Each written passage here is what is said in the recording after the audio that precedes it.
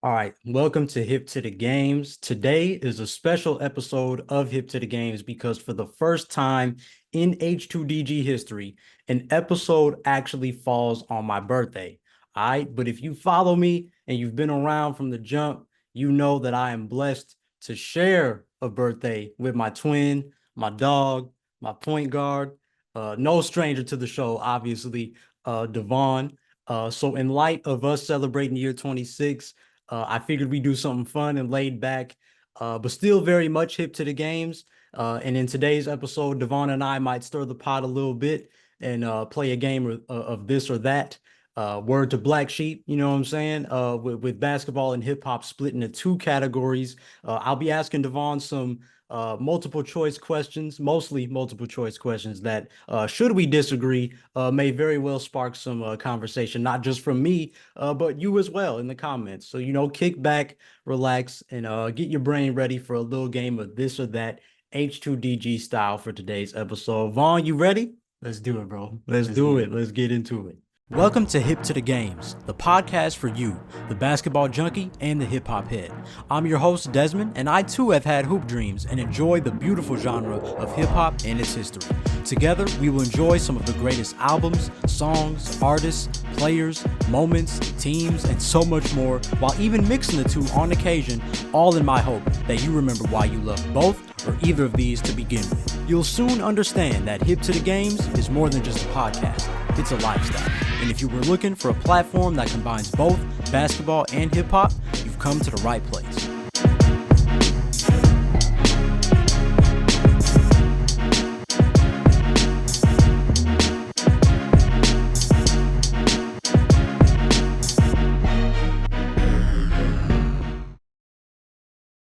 All right, welcome back to another episode of Hip to the Games. Shout out to you if you are a loyal listener. I sincerely appreciate you always coming back to listen. And if you happen to be new here, welcome. It is great to have you along for the ride. Whether you choose to listen on audio platforms or are watching on YouTube right now, I sincerely appreciate any and all support. And of course, before we really get into today's episode, I got to get my pregame shout outs out the way real quick. The first one always going to the creative director, Jesus Christ, for another H2DG episode and allowing me to do what he's put in my heart to do. And the second one always goes to my 19 Media Group family. All right, you see the blue and white logo in the corner. That's the home team. They give me the platform. And I'm very appreciative of their support along the way. It's always a privilege to represent them. Be sure to check out the variety of shows we do have on 19 Media Group. Everything going on with the network at 19M Group on Twitter, 19 Media Group on IG, 19 Media Group on YouTube. We just got a great network of independent, passionate podcasters who are doing their thing, hosting shows around sports, music, culture, the whole nine. I'm sure you can find another teammate of mine to support there, whether it's through listens, views, reviews, merch support, social media, the whole nine. All of that is seen and felt, and we appreciate that support. And lastly, of course, I mean, given the circumstances, I gotta wish my dog a happy 26. You know what I'm saying? 26 years, brother. It's a blessing to be your brother, man. And here's to another year together. Trying not to get too emotional on the joint. We can't turn this into something else, but I'd be remiss if I didn't bring that up. So with all the shout outs out the way, we can get right into today's episode of This or That. As said in the intro, I'll mostly be asking Devaughn some multiple choice questions. And I'll answer them also, right? This ain't just an interview, but anything me and Devaughn don't agree with, it is mandatory that we discuss and talk about our disagreements and elaborate on our answers, And I strongly encourage you to participate in this as well in the comments, as I know you'll have some answers of your own. All right. So, Devaughn, let's kick it off with the basketball category. All right. So, in honor of 26 years, I got 26 this or that's for each category. And then, after each one, there's like some kind of more open-ended ones. But as far as like strictly this or that, I got 26 for you. And they're all random. I came up with all these joints last night, and they're all like random basketball related. And same thing with hip hop. They're all hip hop related. So they're not exactly like serious, who is your top five, nothing like that. Y'all know me by now. There's some foolery in there too. All right. So Let's kick it off, Devaughn. Number one. All right, basketball category. Do you wear your shorts above the knee or at or below the knee? Above the knee. Above the knee. Probably when you was little, below the knee. Had to get the large size to grow into it. But yeah, I definitely prefer them above the knee now. I don't know. It's just more comfortable. How really? Yeah. See, that's okay. This is where we disagree off the jump. See, off rip, we starting good. Off rip, we started good. I tell everybody, I got to have my joints from 2003. AM1 mixtape, I got to have those. I need, when I cross, I want my shorts to swing with you when I cross you up. You don't worry about the ball getting caught? No, I don't, because I'm nice. And but I feel like, to your point, that's what we always wore. So anything less, and I don't know what's, Devaughn, you got to explain to me the fascination, all right? Because for me, I can't have all that thigh hanging out. Like, I don't know how they did it in the 80s. Because we're darn near going towards 80s, like, you know, up here. Like upper thigh, you know, I can't do all that, bro. Yeah, I don't know, man. I guess for me, it's just more breathable. How's a ventilation? Yeah, just more breathable and a little more comfortable to have them a little up higher. More freedom of movement, I guess, because you know, when they're baggy, like I said, you got all that stuff can get in the way. You know, you got them a little too baggy. Now I don't mind a looser fit sometimes, like a little at the knee is okay at times, but yeah, I don't know. I just prefer no distractions when they're up higher.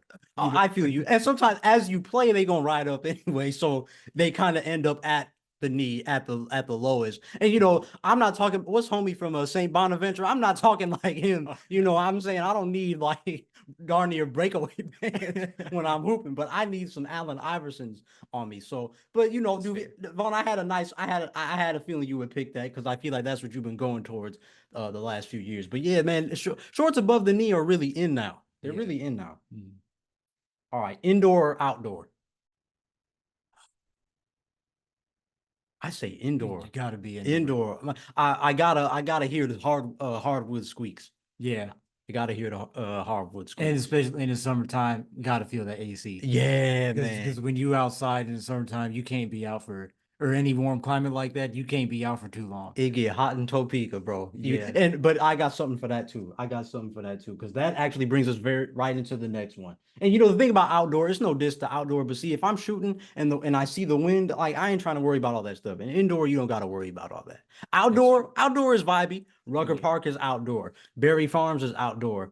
The Cage is outdoor. You know, we got some iconic courts that are outdoor. Ain't nothing wrong with that. But you know, I just like an good indoor run. Yeah, like I would say both for this one, but the indoor definitely gets the edge because of all that you can do just inside the gym. And just that it's a different feeling when you're inside the gym, especially an empty gym. Yeah. It's like all the sounds kind of just elevate. Like when you're outside, you still like you get nice sounds, like, but it's more nature. You know, like you might get some birds chirping, people nearby crying. Yeah.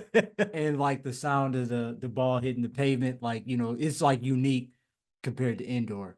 But there ain't nothing like it being in the gym. Yeah, I need to hear some of that, just the basketball chatter. Like, I got yours. Yeah. Help, switch. You know, like you said, the echo.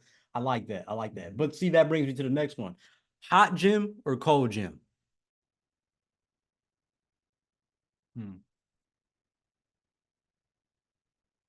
I say cold. Because when you already know you about to sweat and it's a hot gym, I'll tell you this, a hot gym makes you want to punch your coach. A cold gym, I know I'm going to eventually get my sweat going and I'll be okay after a few, like 20 minutes. And I guess it's true because with the cold gym as you keep playing and the air is going to cool you down as you keep playing. So you feel more, you know what I'm saying? Like you have that energy. I feel like you're conserving your energy. Like you don't really get tired. And a hot gym is like, that's going to affect you here too. Yeah. Like I almost want to say neither. Like it's gotta be in the middle. It's gotta be in the middle. Can't be too hot, can't be too cold. Okay, but I don't like either one. But remember, when we was at CYC, it was cold. It was cold. And then when we got to high school, they put us in the one South gym. South gym was hot as a mug. That was like when you would go play baseball and come back inside. That's how the gym felt. And so you'd be stickier. And like I said, it hits you here, like it make you want to punch your coach. So I say cold gym because I know I can get hot. Yeah, if I have to pick, I'll probably say cold. Just Cold. wear some long sleeves or something, or like warm up in the long sleeves and then take it off in the when I get warm. Cold gym. I'm with that. I'm with that. All right. 1-on-1 or 5v5. Man, this one kind of hits a little different because I Yeah. because I feel like we've been playing a lot of 1-on-1 Mm-hmm. in recent years. We haven't really played 5-on-5, and we've had some good battles, but I'd be missing the 5v5, and man, that's tough. What do you say? I say 1v1. It's Mhm. and now it's literally both, right? Like obviously you might be looking at us and be like, oh, well, y'all grew up y'all whole lives together. Like you always had a 1v1 partner. You know what I'm saying? It was Mhm. easy for us to just do that on a Nerf hoop, on a stinking laundry basket, or a Mhm. real hoop. Like we always had that bump. But it's also like just my nature of game. Like I just like ones. It's something you hear all the greats talk about it. Carmelo, Kobe, like T Mac, like it's just something more pure about ones. And there's no diss to 5v5, but chances are you could go hoop today and run into a ball hog and it throw your whole day up. All you wanted to do was hoop, but somebody that, you know what I'm saying, feel like they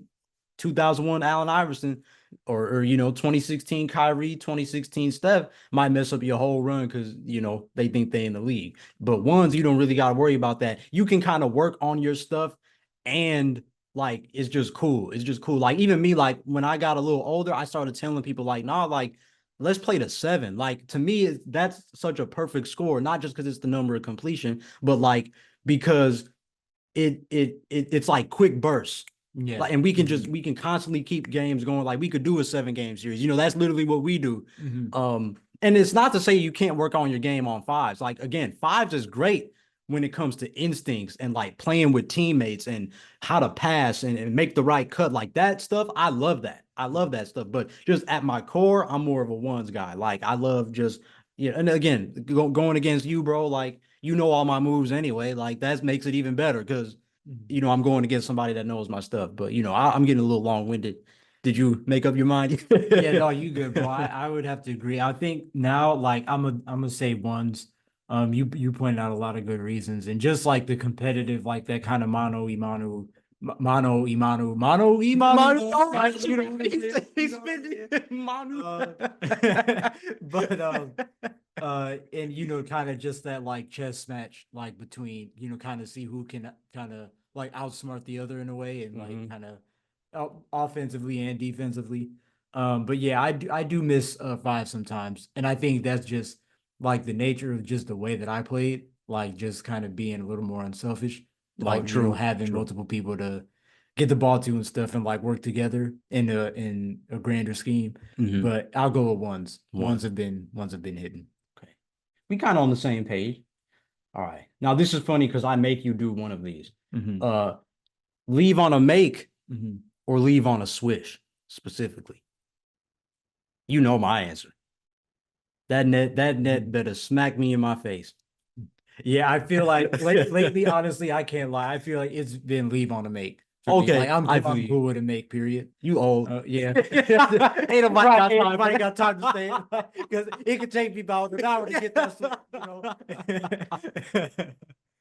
That's funny. That's funny. Okay, quick one there. Oh my gosh.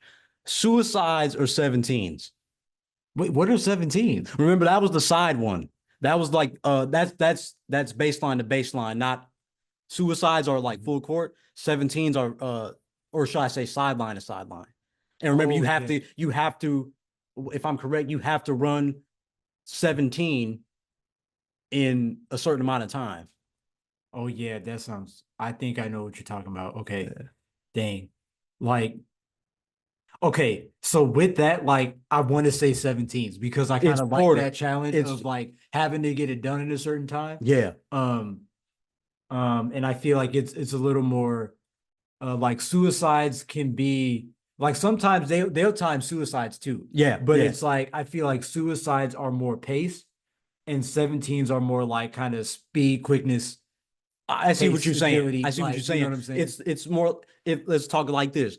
suicides prepare you for cross country. 17s prepare you for like the 100 meter. Yeah. Like, Yeah. so I would, I'm gonna pick 17s. Yeah. Okay, because I'm gonna ask you this then, because Devaughn, like I remember vividly when we tried out freshman year and we had to do that. And I'm telling you, and I think I shared this story with you as well. Like vividly remember when coach was like, all right, y'all, we running 17s. You know how it is. Like, we ain't stopping until we get it right. Like, we not stopping until y'all make that time. And every time we kept running it. Now I'm counting, right? Touch the line 1, touch the line 2, touch the line 3, right? And I'm like, and I'm at like I'm beside myself because I'm like, we not making it. We gonna always run 17s. That's the problem. We always gonna run them because nobody is making the time. And especially me at that time, I'm like, when I get to 17, the time is running out. Y'all are cheating. Y'all are doing 14s. And then but then I kind of sat back and I'm like, is it 1, 2, 3, 4, or is it 1, 2? So either way, I'm like, I have that memory of like, you know what I'm saying? Like, dang, but they're both a good mental challenge. You know, they challenge your discipline because again, integrity, right? Like I could go again, here I go, Pastor Desmond or Deacon Desmond, as people like to call me. You want to be a man of or a woman of integrity. Touch that line. Touch that line. Both of these drills will teach you how to touch that line. And I hated all the times I touched that line, and the people who didn't ruined it for me. I'm telling you, I got a little beef with y'all. You know, I move in peace, but I remember those 17s, dripping in sweat. Can we please can you touch the line so we can start doing basketball drills? That's my with that. So, like you said earlier, I really want to say neither, but I would pick 17s. But, you know, I'm not against suicides. They probably going to look at me like I'm stupid, but I'm not, you know what I'm saying? I like the mental challenge of that kind of stuff. So yeah, I'm with you. 17. Okay. Wilson or Spalding?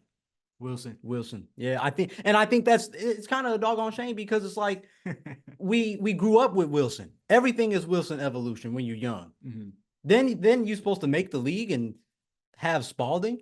You know what I mean? Yeah. It's when it used to be the official ball, you know, the commercials was everywhere. Like, yeah.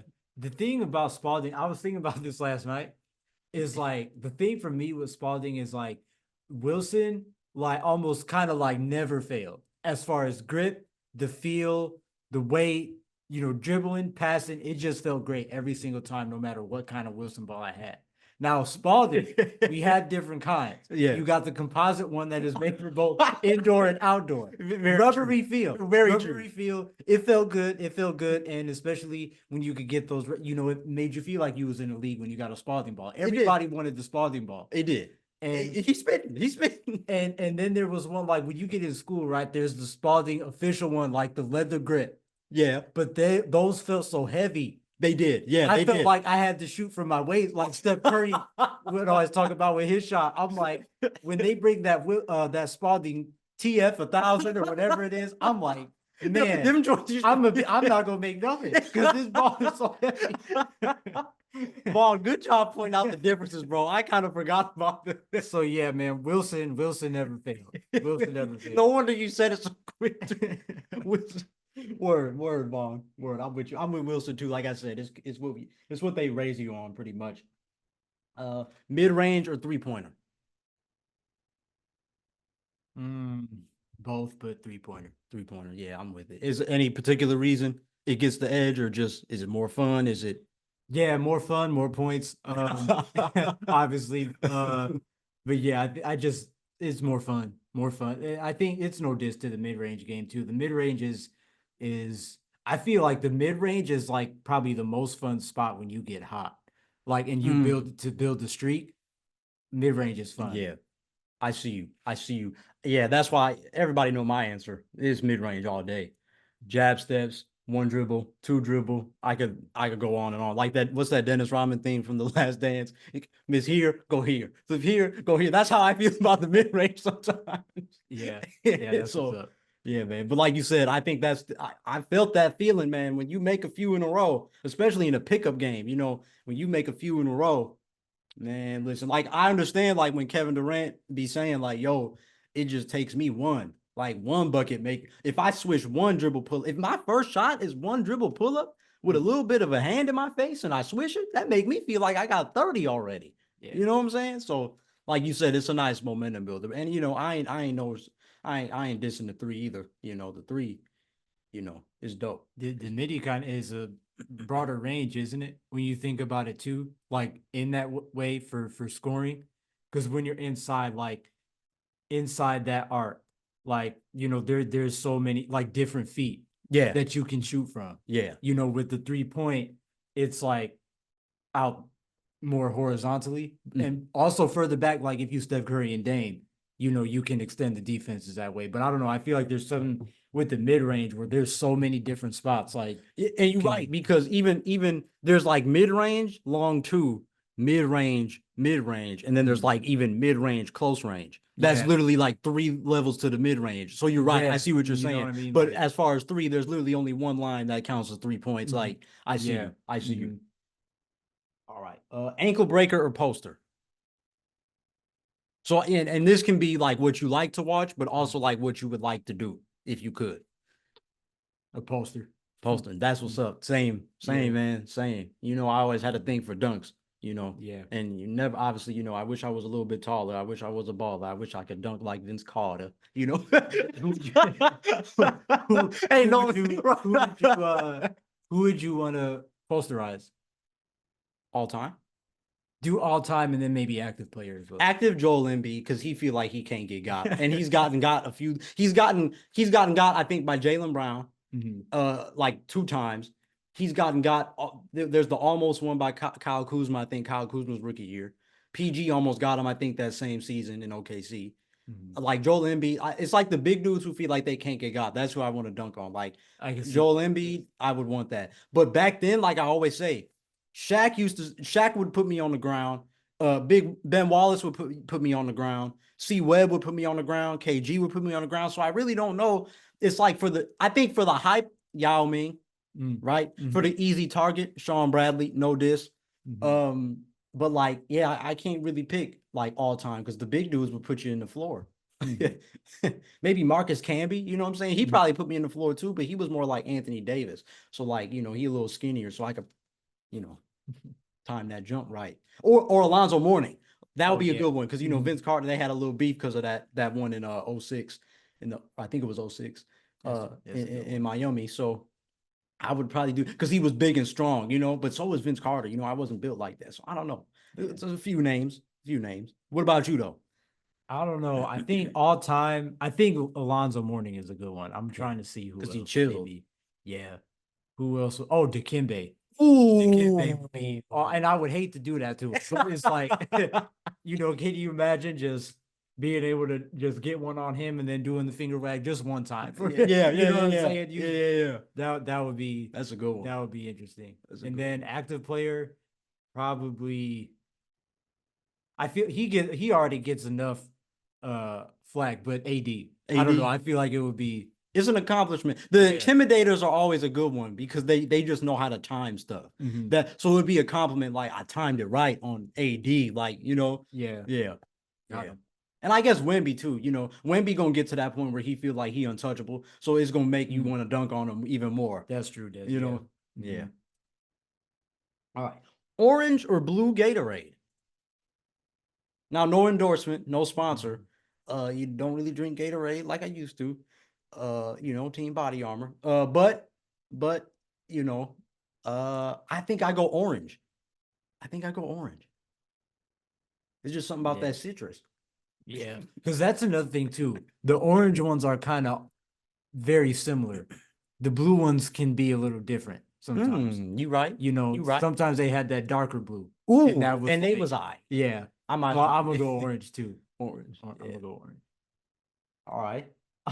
Childhood. Solid or multicolored headband?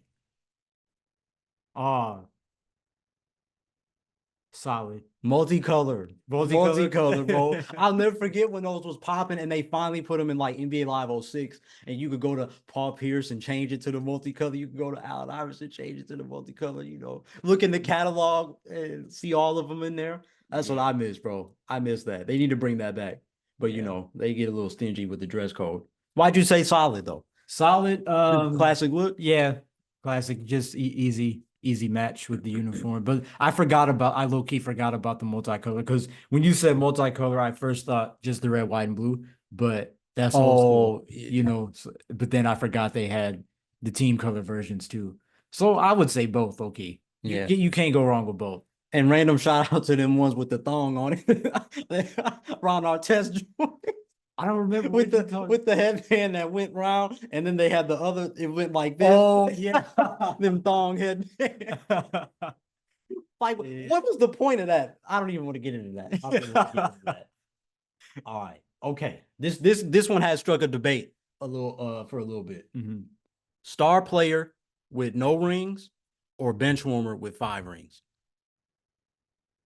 See, if it's okay, but is that bench warmer? Is he somebody like Udonis Haslam? Is he somebody like a Andre Iguodala? You know, there's a lot of gray area in this. So are you asking, am I still getting minutes bench warmer or am I like riding the bench? Yeah, are you like a bench warmer who barely gets minutes and but you've been on winning teams, but you don't really play?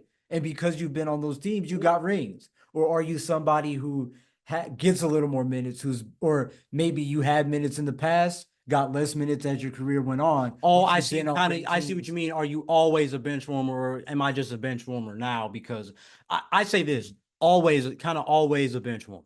Always, I think that's what they mean. Always Scott Burrell, no diss. Scott Burrell type deal. Okay. Like kind of just that's your pretty much any team you go to, you on the end of the bench. Well, then I'm gonna probably go with the bench player then, just because they've seen many different things in those championships. Mm-hmm. You know, they may not be the star player, but they've seen how the star players on their team work and just the way that the coaches approach the game and coach them and help develop every single player and make sure that everybody was prepared for, you know, to reach that goal. So yeah, I'm gonna go bench player.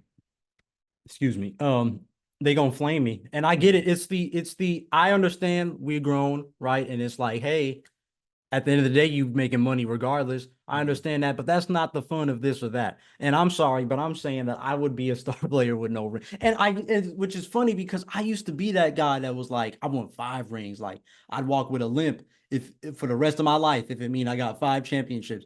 But like, I don't know. Like I think that's the thing. Like it was my dream to be successful in the NBA, and not to say that a bench warmer isn't successful, Mm-hmm. but my version of success, I want to be out there playing. Yeah. You know what I'm saying? No, So, that's valid. you know, That's real. that's my thing. Like to be, and I don't mean, and again, even a star is like how up to the person how they manage it, right? So Mhm. like I don't mean star as in like I'm just blowing my money or I'm going to the club. Like I'm a star, you know. I don't mean like that. I just mean like I'm getting playing time, I'm getting shots, I'm getting all-star appearances, like all that stuff. Because at the end of the day, this is the thing people forget too.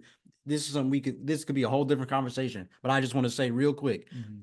a lot of people out here be acting like everybody's Kobe Bryant, and that's just not what it is. Mhm. Look how gangster Allen Iverson was, and he only got that one time. That was his only time he got to get into the championship. Like we got to stop acting like these players are going to, because at the end of the day, you just don't know. Yeah. You know, so that's why you relish. Like that's why when some players, some of these media people be like, why did he go to that team, or why did he do this when he need to be ring chasing? It's like, did you forget the part where like they like to be in the NBA?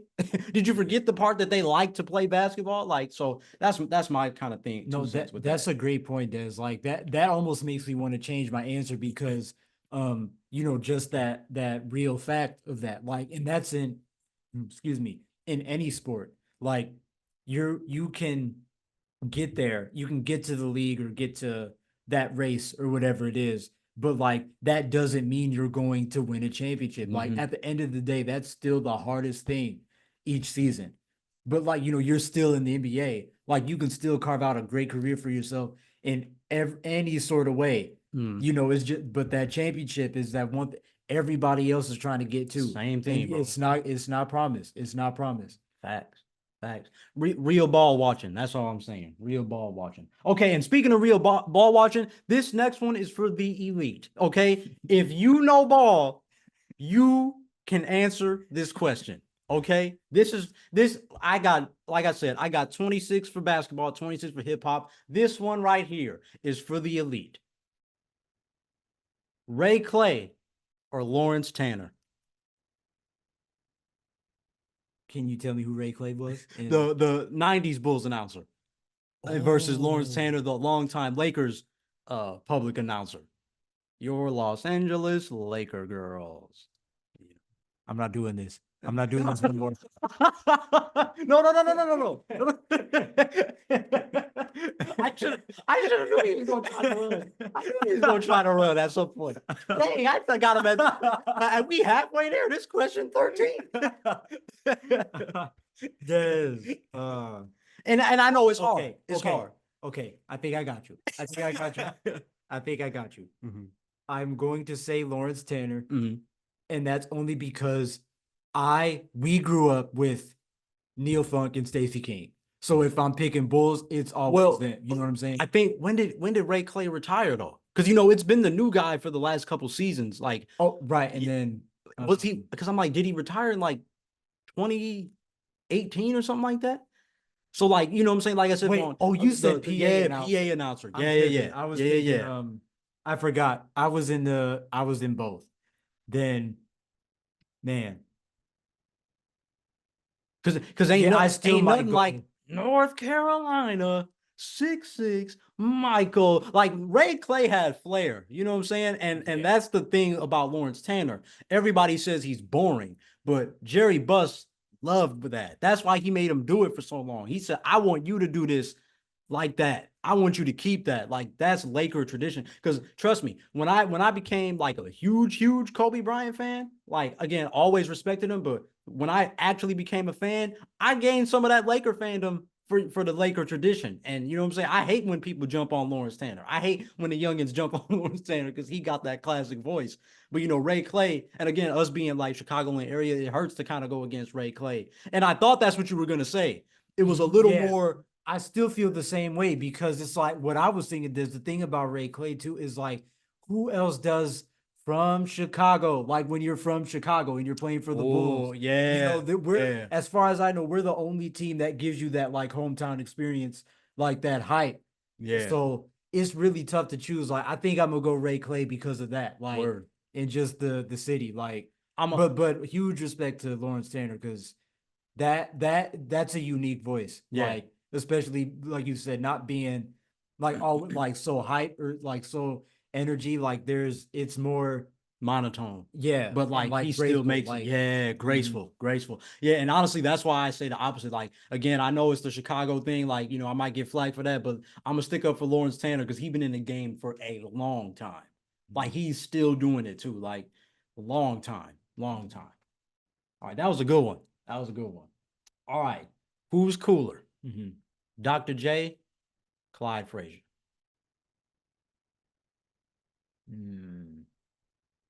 I'm gonna go Doc. Like the kids say that they got aura now. Oh, he got Dr. J got aura. Clyde got aura, and he's a wordsmith. He'd be a great rapper if he tried. But I think because when you're circulating and percolating, you can. Yeah, word. If you finish the blank. I couldn't, this is why I don't freestyle. I can't. Oh, but I'm gonna go Dr. J just because he was that dude. He was that dude to everybody. He was and still is. Like when he walked into a room. Yeah, I think I'm gonna go Dr. J as well because of that. Just and I mean, well, Clyde might have had one too because it's like everybody did back then. But Dr. J's afro, like, come on now, Clyde had more of the. It was his sideburns was carrying him. Yeah. Fashion king. But I just think Dr. J is a little cooler for sure. Like he just worked. All right. Player types. These next few are player types. Bill Russell or Will.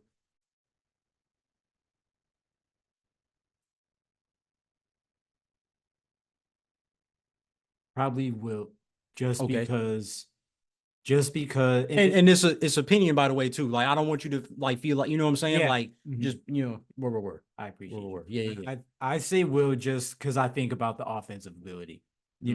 Fair. Like if you need a bucket from that position, he got every record from inception. Yeah, for real. I mean, homie scored 100 for a reason. Like I'm with that. I say Bill because he took the way he took so much pride in like defense.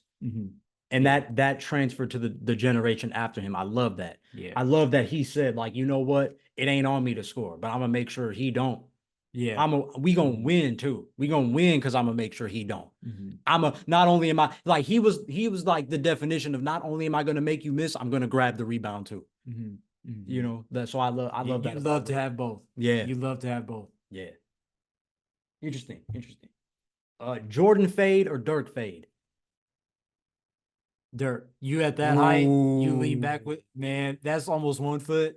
Come on, man. Ain't nobody. That's tough. I'm with it. I I'm wish with I it could though, do Vaughn. that, bro. I'm Like, with it though, Vaughn. yeah, that is so pure, man. Yeah, I pick, I gotta pick the Jordan fade. I gotta pick, I studied it too much to not pick it. But Dirk, man, you're right. Like his was smooth as heck. A lot of dudes do that one-legged fade since him. And it's no diss to none of them. Yeah. Even guards are doing it. Yeah, that's the crazy part. But again, that started with one dude, and it ain't nothing, like you said, it ain't nothing watching him go right here and just perfect arc, perfect stinking St. Louis arch into the net, swish, and it's like you couldn't do nothing about it. If I play too close, he might kick me. I can't necessarily block his shot because even if I tried to block his shot, it's back here. I still can't. Matt, he's 7 foot, so it's even easier for him to all he has to do is shoot it straight up in the air so it can have that perfect arc drop in the net. Like, come on, bro. Come on, bro. But I picked the Jordan fade. I picked the Jordan fade. Okay, aesthetic wise. Ray Allen's jump shot or Stephen Curry's jump shot? Steph Curry. I say Ray Allen. Yeah. Yeah. What does it for? I feel like every time I watch it, and again, I gotta be specific. Post like 2003, Ray Allen, that jumper. Because a lot of dudes in the 90s, when they started in the 90s, they didn't shoot the same when they got older. It's almost like it was weird. I don't know if it's a youth thing or what. Like you just get a little more mature when you're in the league, but like Ray Allen's shot was not as pretty as it was, as it grew to be. Yeah. It was very infant stage. But when he got to that point, and it was just like his balance and just that, like, and you know, it's that right here. It was just perfect to me. It was perfect to me. Like it's so stinking like pretty to watch. Like everything just, and you could see it in his eyes. Like, oh, I know why I missed that one. Oh, make. Now you calling your shot. Make. Like he just had it. He had it. Steph. I like Steph's. I think you could talk about that. I like Steph's, but I just don't think it's as pretty as Ray Allen's. I think Steph's is just it because of how simplified it is. You know, he's got some of the same because you know, there's obviously no you know, his father was a great shooter in himself, you know, so I think it's just kind of the simplified mechanics of kind of, you know, just you know, keeping the ball out of the way of your eyes, just you know, raising up and following through like as you raise up, you know, like it's just easily like repeatable mechanics that anybody can do like once they get the strength to like bring the ball up here. I think an underlying thing of what you're saying, the fact that he has a one motion shot makes his look even prettier. Ray Allen got a 2-motion shot. So that plays, I see what you're kind of saying there. Yeah, but Ray's is nice too. Like again, the ball is up pretty high, like nice high follow through. Like his is pretty repeatable as well too, and I think he was really good with balance, especially moving off the ball. You know, as you said, as he got older in his career, I think he was almost up there with Rip Hamilton as far as off the ball being able to like once you get that spot in that catch, like I'm set every time. There's nothing that can get me off balance. Like there's nothing that is going to stop me from getting the shot off once I get it right here. Yeah, you should have beat my feet by the exactly. You're contesting and it's already too late. You let me get set. I see what you're saying. Yeah. Word. Shout out Steph though. All right, Shaq or Hakeem? Shaq. I say Shaq too. And it's no diss to Hakeem. I love watching him operate in the post. I love the fact that he was always a two-way, the epitome of a two-way big. That's literally why they named the Defensive Player of the Year trophy after him now. But Shaq, dude, Shaq Diesel, different. Yeah. Different. And bringing up the ball at his size, like, different. Different. And again, so many, I can get on my soapbox for Shaq too, because so many people want to sit up here and act like Shaq was all talent and no skill. Do you know how feathery you got to be for jump hooks, turn right shoulder. And the thing about Shaq was not left and right. Shaq, when he should have went left, still went right. So sometimes his hooks look more like fadeaways because of that. But he still had the touch. He still, like, again, drop stepping. Like, yes, so much of that is strength and physicality, but it's IQ too. Knowing that when these dudes, they're trying to push me because I'm big. When you push me, I can spin off you every time. Yeah, it's like it's different when you like strong and powerful and explosive, and you know how to use it too. Yeah, Like because control sometimes beast. yeah, exactly, exactly. And I think what you said that like that could be a weakness in his game, but because he was just so polished in what he knew he was good at, it didn't matter. It didn't matter. But yeah, I think that's another good one that could go a long time. I think depending on your team and like your philosophy, like you could go either way because just the skill of Hakeem is Better than still people trying to do today. Like mm-hmm. Definitely made his imprint on the game in that regard. For sure. Tim Duncan or KG? Man, And they both wore 21. You know what I'm saying? That was always the thing. They was always two peas in a pod in so yeah, many ways. man, that's tough. I think I'm gonna go. Man, I go KG. I go KG. And I watched Tim, man. Like Tim, the thing about Tim Duncan, great face-up player. Like again, this is something we didn't peep when we was youngins because we just wasn't thinking the game like that. But Tim was very much so face up. Triple threat for 6'11" dude, triple threat crazy. I mean, like he just knew when he faced up to the basket, he had a myriad of options. Literally like what we seen like all the wings do. He was doing that as a power forward. Jab step, bank shot, jab step. And again, not somebody that used their left hand either, but just he had the touch, he had the IQ. Like I can beat you off quickness. And again, he played in the era where you had to be a little big. He was a skinny dude. Tim Duncan was a skinny dude and stayed that way like his whole career.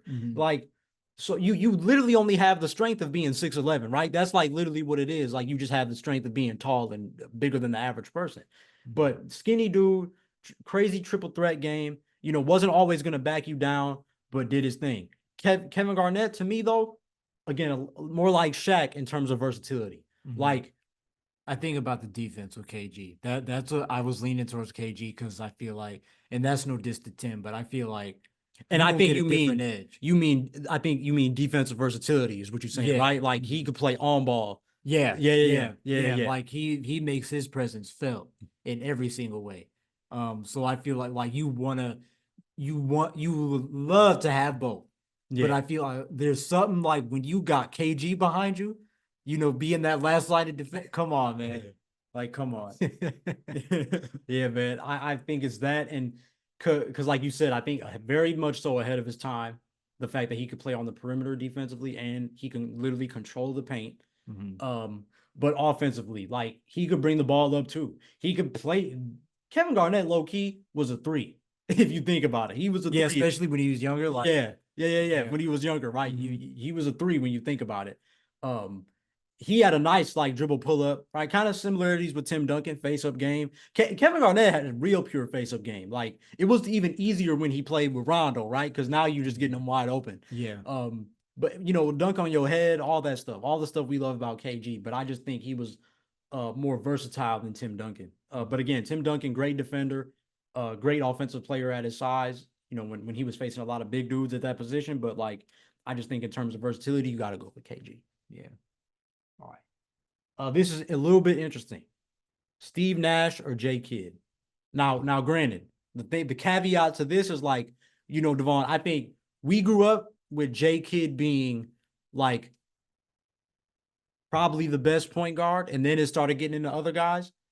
We were too young to like pay attention to when he was the best point guard in the league. Yeah, that's why I think bro. Like I feel like he is probably one of those point guards like that I never really studied or watched like that. But like when I hear people talk about like his Nets days, for example, like dude was on another level. Like you said, he literally probably was the best point guard in the league in those days. Because if you go back and look at them all NBA teams, who was always the point guard? That's what I'm gonna say right there. And even then, some of them years too, it was like that. I think it was what 03. It was Kobe, T-Mac, KG, Duncan, and Shaq, I think. Notice no point guard. If there was a point guard in the All NBA, it was gonna be Jason Kidd. Yeah. And even then, if you look back too, some of them first team, like I think if I'm correct, if some of them first few seasons, Kobe wasn't getting first team All NBA because Jason Kidd was up in that joint.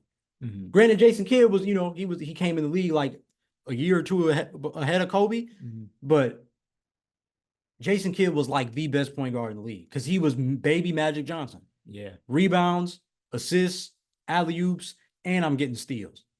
I ain't even gonna get past 15 points a game, but I do everything so well. I'm so all around. Like Steve Nash can't say he was the same defender. Yeah. He can darn sure say he was a better scorer and much better shooter. You remember Steve Nash was one of the most conditioned. Like he literally, that was his MO. You knew Steve Nash was going to be conditioned for an 82 game season and the playoffs. Yeah. And because he had to run that 7 seconds or left team, you got to think, we in Phoenix is hot. We got to run. You mean to tell me we got to score in 7 seconds? I better be conditioned. Yeah. And I'm running the team. I'm pick and roll with Amari. You know what I'm saying? I'm making sure Sean Marion getting his. Like, he very much was the orchestrator of. And you want to know what's funny? I say all that and I still didn't even answer the question. And neither did you. Yeah, well, Desi, I hate to say, like, I think about that versatility of Jason Kidd. That is hard to say no to. Like, if you are a coach and you see him on whether it's pickup, free agency, and you see his name under like point guards, it is tough to pass up on that. But like I know this guy's gonna defend. You're good. I know this guy's gonna defend. He is gonna obviously get our guys involved, get people where they need to be, make plays, and he can shoot it. He wasn't the best shooter, but he is capable. Yeah. So I feel like you could take Jason Kidd any day. So I feel like if that's kind of where my thinking was. Like if I'm trying to win a championship, like it is absolutely no diss to Steve Nash.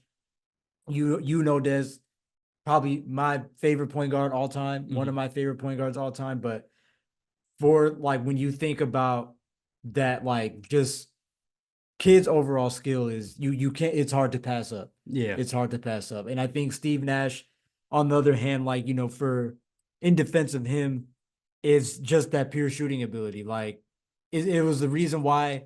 We have guys like Steph Curry nowadays. There's the reason why Phoenix wanted to draft Steph Curry back in that draft. Like, somebody who can shoot the lights out at a high clip, like from the free throw line, the 3-point line, 2-point, like, all levels. No doubt. Like he could shoot that thing. And then his passing ability. Uncanny vision. Yeah. Create almost like him and Rondo just spinning around, right? Like doing, yeah, right,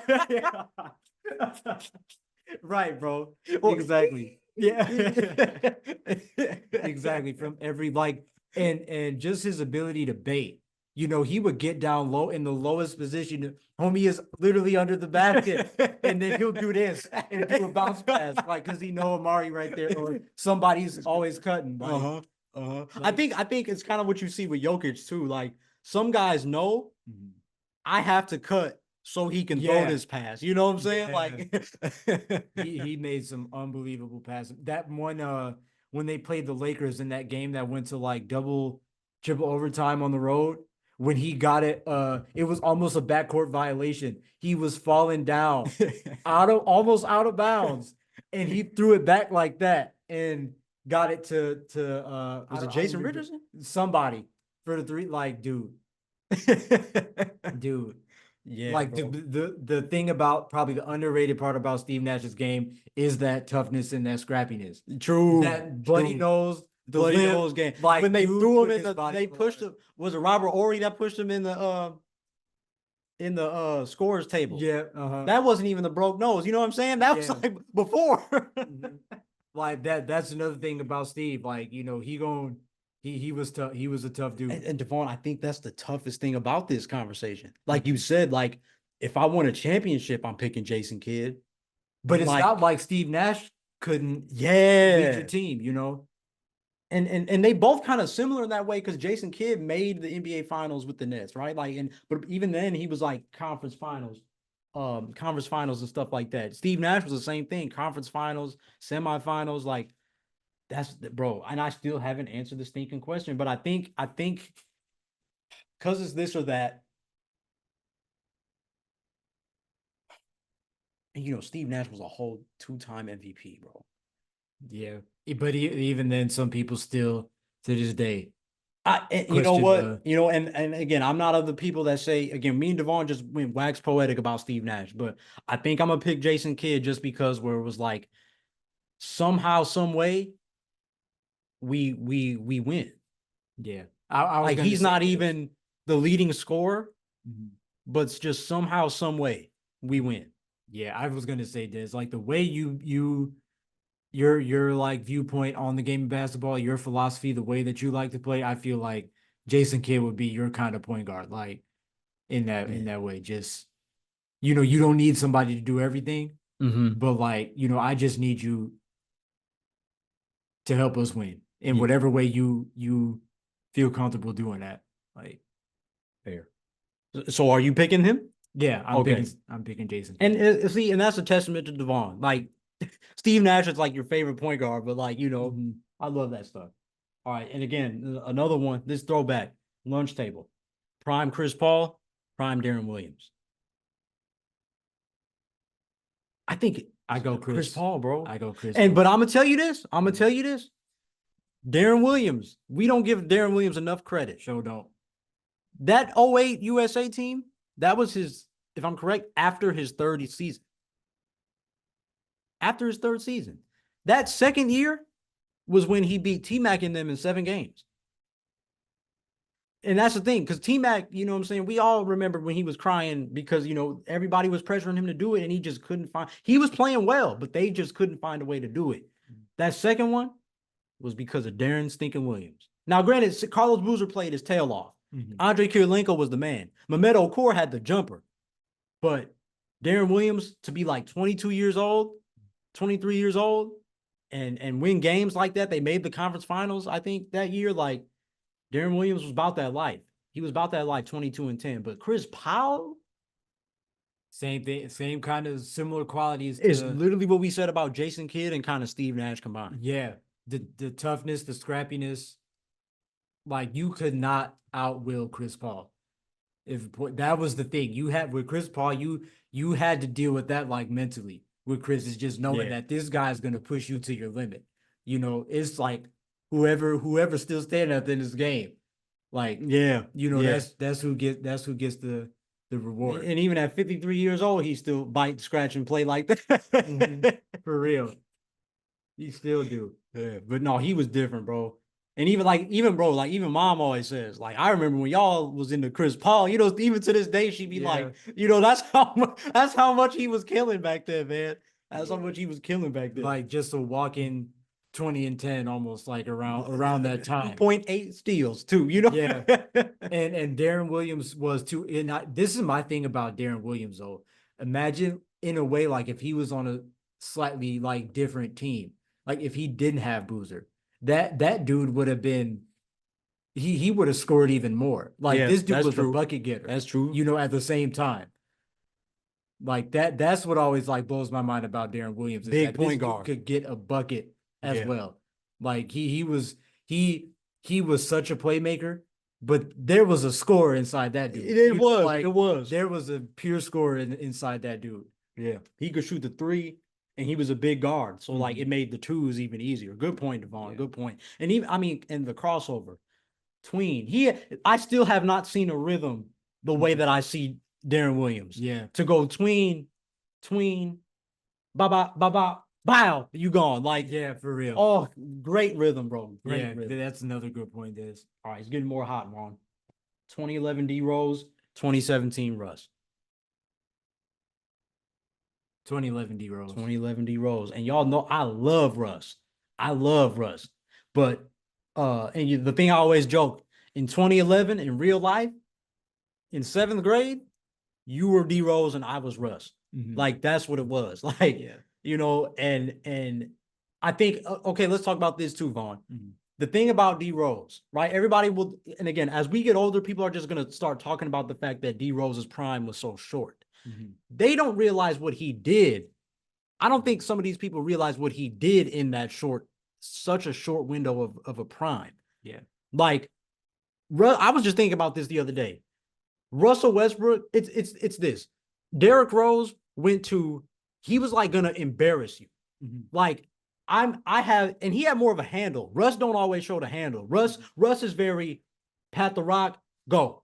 Hezzy, go. Yeah, he in and out. To get to yeah, he has like a destination. Yeah. D Rose was like, I'm so much faster than you, it's slow motion to me.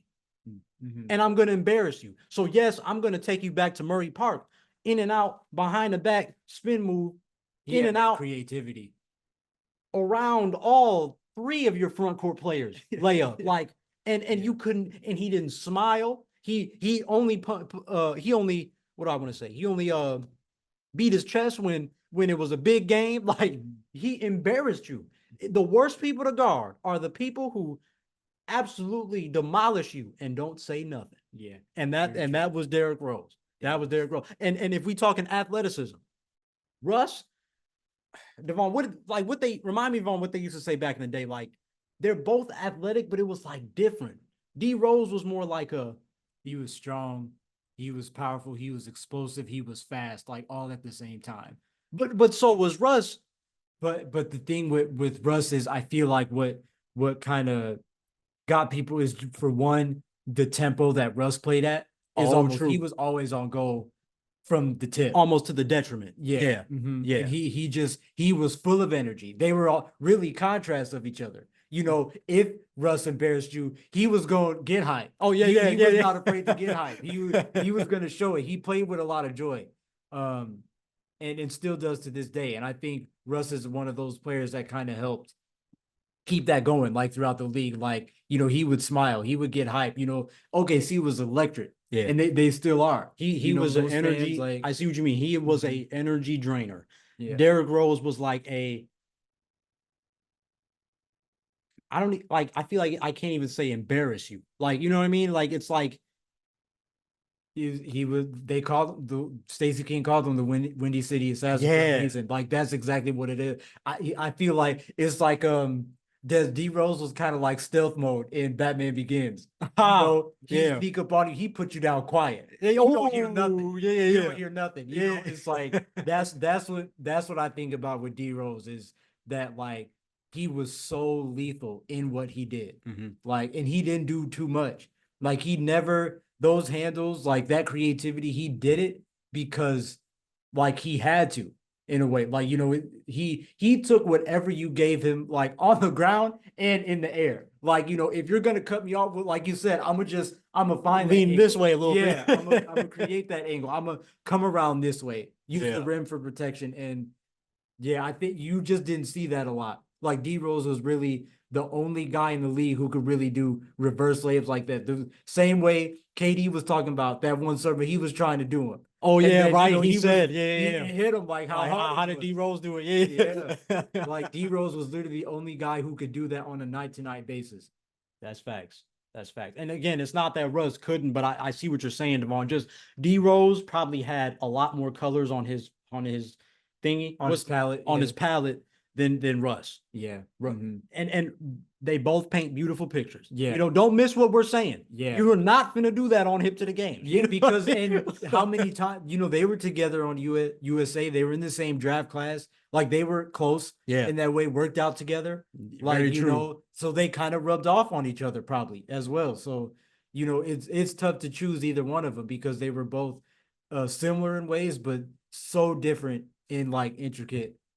You want the Ferrari or the Lambo? Yeah, for real. It's going to be dope regardless. It's up to you. Yeah. It's your budget. It's your color. It's your style choice. It's where you live. Where you driving. You want to use how much you driving. You trying to go on vacation. You road trips. Is this your outside car? Is this a little more every day? Yeah, I keep you know, it you in want to the stun garage. every day, Right. I don't drive this one, but word. Yeah, Good man. talk. Good talk. Okay, Vaughn, this is beloved to us. Hmm. 08 to 2016 shoes, Adidas or Nike? Mm. Okay, let's see. I'm gonna go. I feel like I'm gonna go Adidas because I feel like it lasted a little bit longer than Nike did.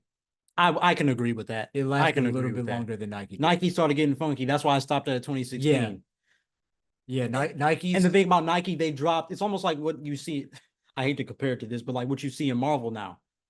After the Avengers, nobody was really watching them joints, and you could see it. With Adidas, it was kind of like, all right, y'all kind of go in a different direction, but at least y'all still make like team shoes. Y'all are trying to be in multiple boxes. Nike is just going off the cuff with all this technology and messing up our childhood. Yeah, I think too is like the thing I think about with Nike is when the Hyperdunks came, the new like Hyperdunk Plus came out during the 2012 for the Olympics, and they had LeBron, yeah, and he only wore them for the Olympics, but yeah, like his shoe was always going to come out. So it's yeah. like, why would you roll that out with LeBron? Like, you know, and like I feel like that's kind of where the Hyperdunk line started getting a little. I did like that shoe though. You like that shoe? It was cool. It was cool. I mean, Because I thought that 2012 Hyperdunk was cool, and 2013 was cool too. 2014 was cool. I had those. yeah. Mhm. But I kind of see what you were saying. Like It, that's it when just I feel wasn't like like the new that era. that three-peat that the first Hyperdunk, the second one, Yeah. Then third you one, had the Hyperfuse and the Hyperfuse. Hyper Ride, even though those kind of had bad reviews. Yeah. But Um, Hyperfuse, Hyperdunk, you know, KD's first few shoes. yeah. Kobe just taking over with the low top thing. Mhm. Yeah, man, memories. Yeah, LeBron's line. But Adidas had their thing too. TS Creator, Cut Creator, Supernatural Creator. Like they had a lot of options. That's what always intrigued me about Adidas. I was always a Nike guy, but there were some times I almost went over to Adidas because I'm like, y'all got so many options and they actually look nice. Yeah. And then they started getting lighter with Yeah. their shoes, like Yeah. in weight. They're kind of, you know, like the first to do that. Well, not the first, because I think Nike did that with the Hyperdunk. And I think Adidas commercials were better back then. Yeah, Like in that specific time period I just pointed out, I think Adidas commercials were better. Shout out to the Nike Hyperrise commercial. You know, we just be hyperizing. Why y'all be criticizing? We just gonna do our thing like every day. Hey, yeah, that song you didn't have can't to hit control like that. the style. You'll think that we're too wild, but we're just having fun every time we play. Hey, Hey, yeah. yeah, that was iconic, bro. Like that Yeah. song did not have to be that good, It didn't. and you didn't have to have everybody in it, but you did. Yeah. And yeah, it's a shame the shoe had bad reviews because after a while, because that For real, because y'all had a platinum single. yeah, for real. But yeah, and then with Adidas though is that obviously what they were doing with Candace when Mhm. she came into the league, like you know, being the first of Ooh, women true, since true. you know swoops and all them to have her own shoe, her own colorways. Like they really marketed Candace, and I think Adidas too. Going back to your point about the commercials and things like that is because Adidas has always been a culture brand as well. You know, like Oh as far yeah, as kind of combining fashion, music, sport. Like Stan Adidas Smith, always did Run that DMC, very Shell well. Toes. Yeah, Yeah. I see you. So like, yeah, that was a good era for Adidas. Yeah, but I'm gonna still go Nike. But everything is valid. Everything is valid. All right. Last three: Mhm. 92 Dream Team, '08 Redeem Team.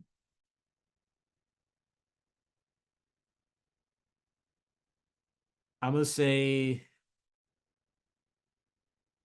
man, And there's an it's obvious bias. You know what I mean? We yeah, saw one, we didn't see the other. yeah. I still think I'm gonna go 92 though, because of what that did. Like, the just you have that many guys representing our team. Like, Mhm. And even Larry Bird didn't have to come. yeah, right. He didn't have I to feel like come. there was a lot of that. Like, Yeah. a lot of guys were there. Like once they kind of realized the competition, you know, that they stepped up in a bit was they said, okay, it's gonna be like this. Yeah. Like this might be the most fun summer we have in a minute. Like, let's go. Yeah, and like they say, even Draymond was just talking about this. Imagine if it was Shaq instead of Christian Laettner. It would have been even crazier. Yeah. So yeah, but literally probably one of the most, if not the most iconic team. but I also and I think the only thing that knocks 92 Mm-hmm. is the fact that Larry, Magic, and Mike weren't all on the same playing field.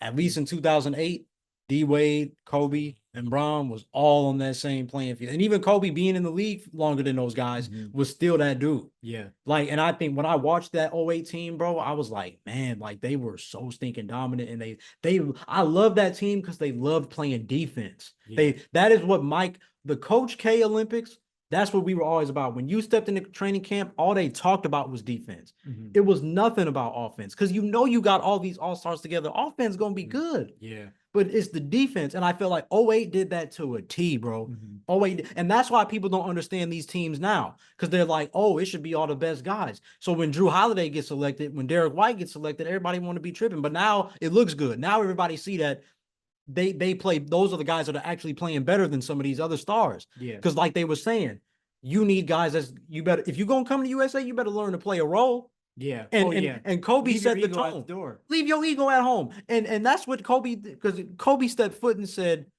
I don't even want to shoot. Mm-hmm. Let me play defense. Do you know what it means for stinking Kobe Bean Bryant, who scored 81 points 2 seasons prior, to come into USA and be like, Coach, this first practice, I don't want to shoot the ball. Let me play defense. You no wonder we won gold the way we did. For real, you have somebody like that, especially at that stature, that stage in there, to set the tone in that way. What you think everybody else gonna do? I like that. That was so huge for us. That's a great point, Des. And I think like the thing with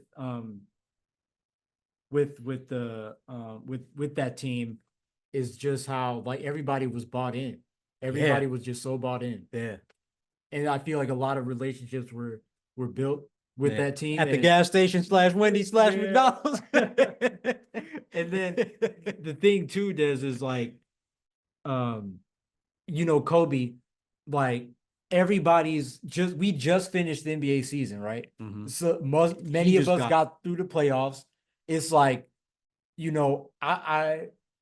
that's the timing. The thing about the timing of the Olympics and like the FIBA World Cup and stuff is that it's like, I would probably rather spend time recovering a little bit and then getting back so I can be ready for this new season. Yeah. But I'm gonna come here and let's get this goal. Because I was thinking about that too, Vaughn.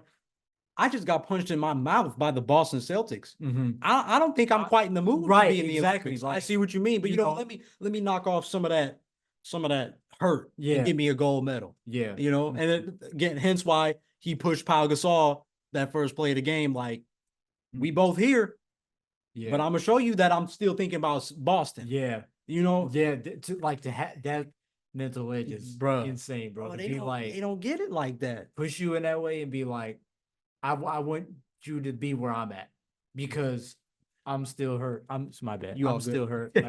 I'm still hurt that about that. Like, and I want to make sure that you know what it's gonna be like when we get back. Mm-hmm. But it's probably not even gonna be like this. It's probably gonna be because like you know what I mean. So that's another good point, Des. Yeah, but I'm gonna go 08. I'm gonna go 08. Final answer. Ooh, I almost changed. Yeah, I was about to say. I almost changed. I might have to change. I'm gonna go 08. Okay. 96 Bulls, 17 Warriors. 96 Bulls. Me too. 96 Bulls. I just think Ron Hart, like, either way, Steph Curry got to deal with a bigger body. Mm-hmm. I don't know how that's going to fare. Yeah, and we have a Dennis Rodman. We have a Dennis Rodman. Yeah. And again, like, that Rodman and Draymond matchup would be very interesting. Mm-hmm. I think Rodman is a much better rebounder and a better hustler than Draymond. Yeah, I think. But Draymond is like, it's okay. Draymond is a great fighter. Where were you? I think Rodman would have him up here. I think I think Rodman would know how to push his buttons in a way and kind of play with him, and I think he would affect the game in a way where Draymond would have to adapt. Yeah, like in such a way where like you gotta.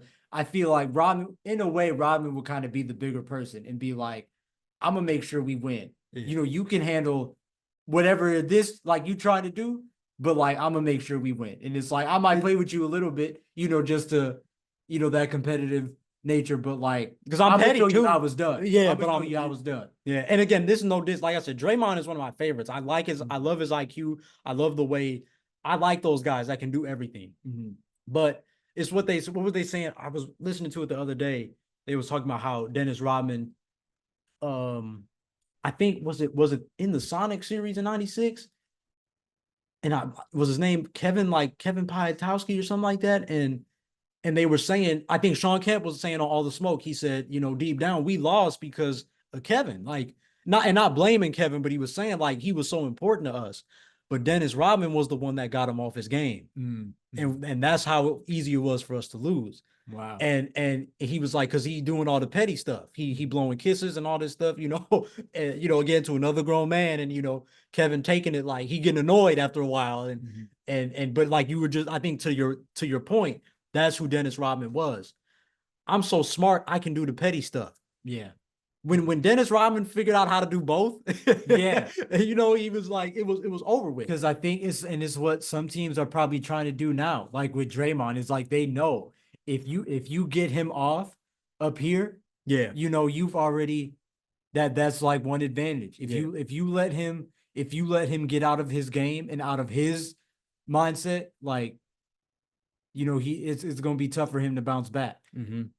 Because that same emotion that makes him a great player is that same emotion that can get him out the game. Mm-hmm. And now the Scottie Pippen and KD matchup would be interesting because Scottie Pippen was a great post defender, Mm-hmm. and I would imagine was stronger than Kevin Durant. Mm-hmm. Those post entry passes are not going to be easy, and even in this current NBA, I've seen some people hold off Kevin Durant in the post, or like, I mean, like prevent him from operating where he wants to be, or like literally deflecting the ball so he can't. You know, I've seen guys do that. And to me, literally the probably the best we've seen at that was Scottie Pippen. And you mean to tell me that's who's guarding Kevin Durant? And I think Scottie would force. I'm sorry. Mhm. I think Scottie Pippen would force Kevin Durant. Like, I think Scottie would be at a point where it's like, I want you to like dribble towards me. Mhm. You're not getting these catching. You know what I'm saying? Mhm. And even they can run these pin downs for him. I'm blowing all that up. Like Kevin Durant is gonna have to work against me. I was just about to ask about that. Like I was thinking about the pin downs and stuff, Mhm. and the way that the Warriors worked off the ball, especially with Steph and KD, like what that might look like, in the way that you know Steph's ability to relocate, and then maybe since if say Kevin Durant, um, Scotty would have more of a physical edge on him. Like how would Durant I'll tell you get this. involved? I'll tell you Because this. then it's like off the ball, I feel like Scotty would stay with him, like just competitively, like saying, Yeah. I want this, but also like, but then there's Jordan, there's Rodman.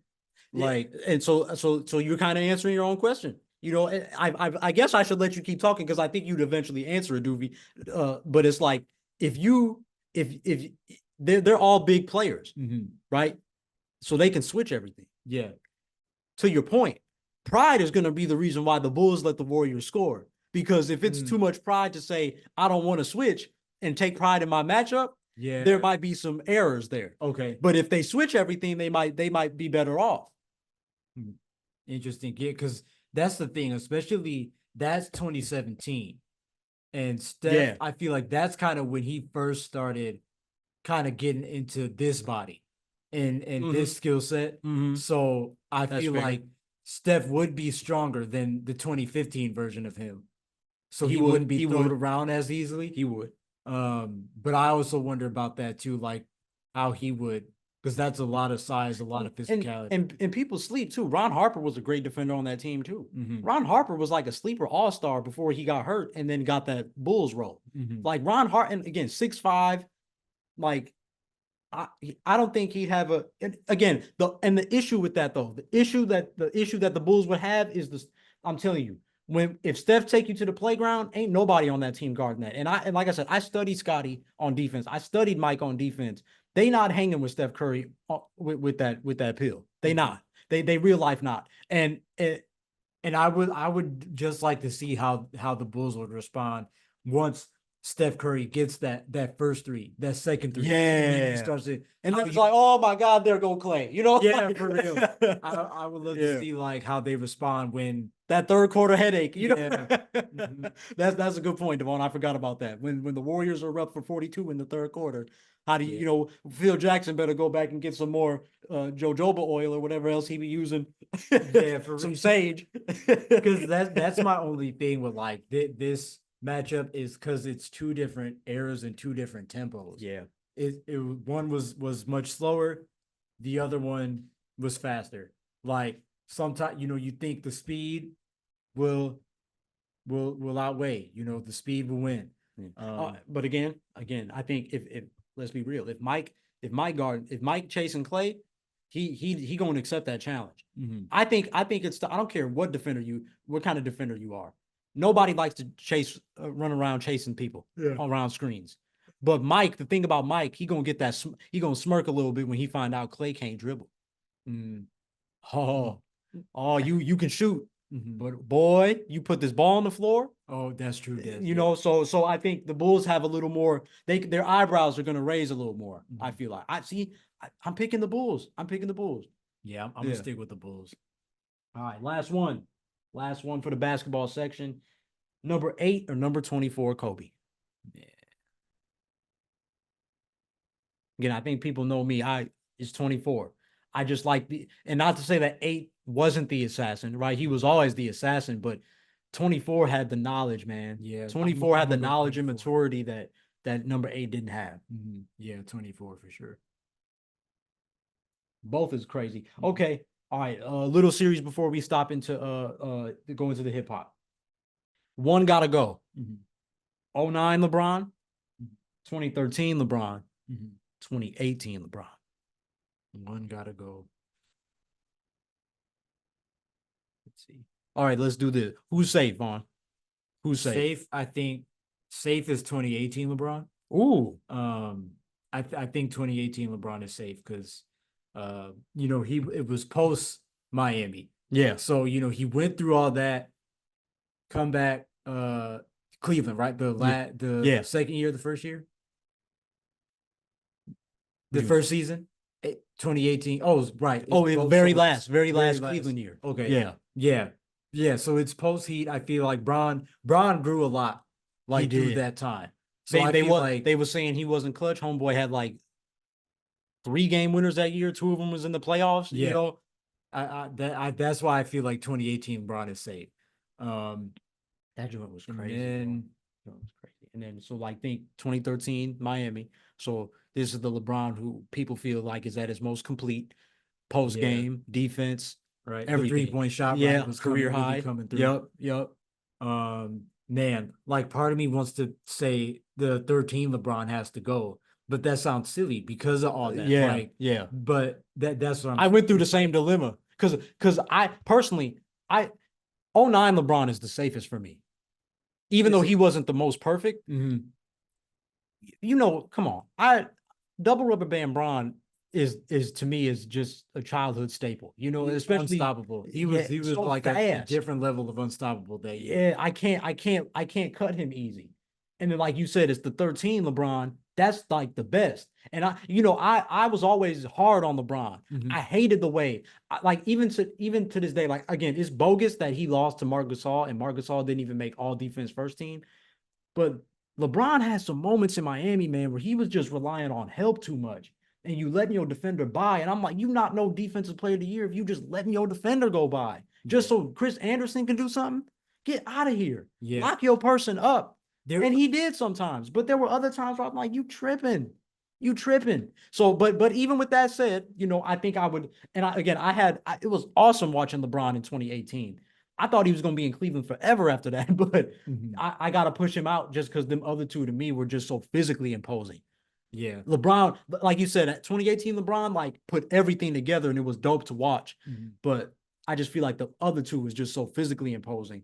Yeah, I think I think I'm cool with letting 13 LeBron go because the way I was thinking, I got young LeBron and a big LeBron. You know what I mean? It's like I'm cool with that. Either one, whether it's 13, 18, I'm okay. Yeah, that's true. I feel you. Okay. One gotta go. 84 draft, 96 draft, 03 draft.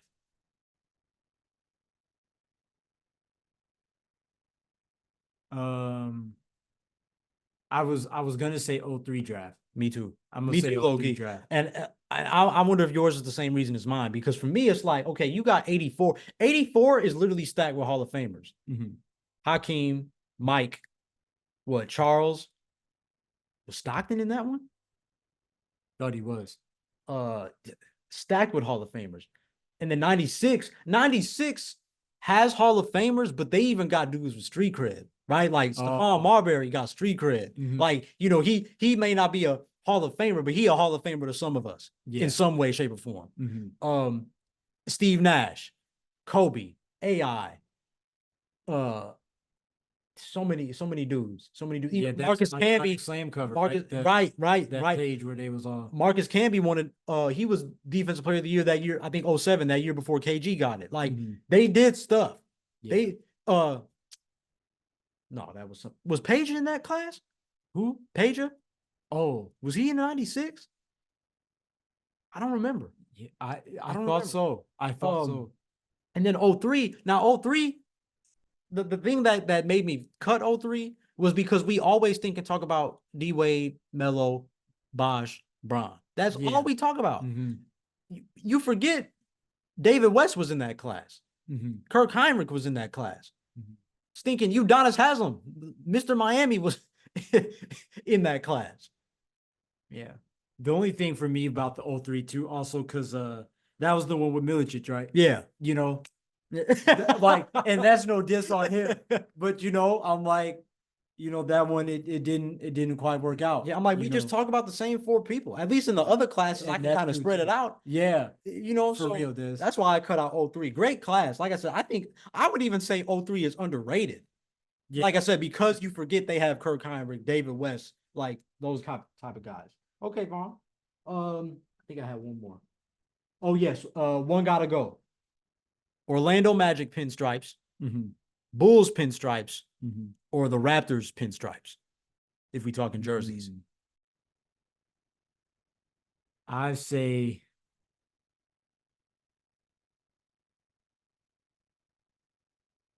probably the Raptors pinstripes got to go. Oh, the Raptors pinstripes, yeah. You just think they ugly, or I think compared to the other? I just think it's just probably a little more sentimental, because the thing about the Magic is I always think of you, because you had the you know what I'm saying. It brings me back to the young days. So the Orlando ones always have a soft spot for me. So, but yeah, the Raptors. I mean, all good.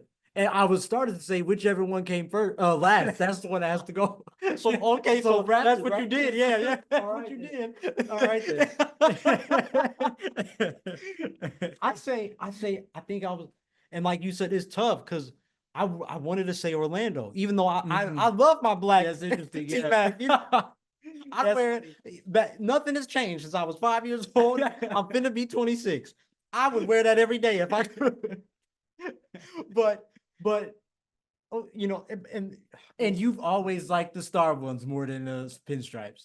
So that's a little bit, right? I like you, right? You kind of right there. But I think, but no, I'm capping. I gotta do it.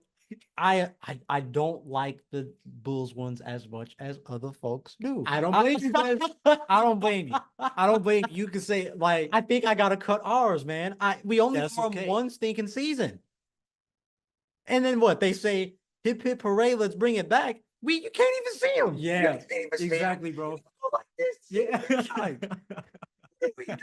So yeah, I'm gonna cut ours, bro. I don't blame. Just I almost thought about ours too, because the thing is, like, I liked that they were red, but I don't know. I think it was just tough about, maybe because it was on a black jersey. You know, maybe had they did red with black pinstripes. Yeah, but then that's kind of, or do white with red. That I feel like that probably would have been a little cleaner. But the black, it's cold. It's cold. It's cold. Like you said, to do it one time and have such iconic jersey, like, come on now. And especially back then in fashion, pinstripes was on everything. Yeah, You know, it was so back in the day. It was. All right, Vaughn. Favorite dunk? Like literally, what comes to mind when I say that? Favorite dunk? I always say, man, Kobe's against in the 2012 playoffs, right, against the Hornets. Whoa, That really? one, yeah, Oh, 11. 2011. Thank you. On Yeah, so the joint on like the one at home. a Yeah, Mecca. uh-huh. That one always comes to mind. Wow, that was a good one though, because he had the ankle trouble. So it was Yeah, like, oh dang, he feeling good. gotta give a shout out to the D Rose reverse at home against Boston. Oh yeah. 20 Real 29. fan right there. Real fan right there. Yeah, 09-10. Feel like there's obviously bronze against the Celtics in the 09, Oh wait. 08 I think it was playoffs. 08. Yeah, Oh yeah, because KG and him was out there. Yeah.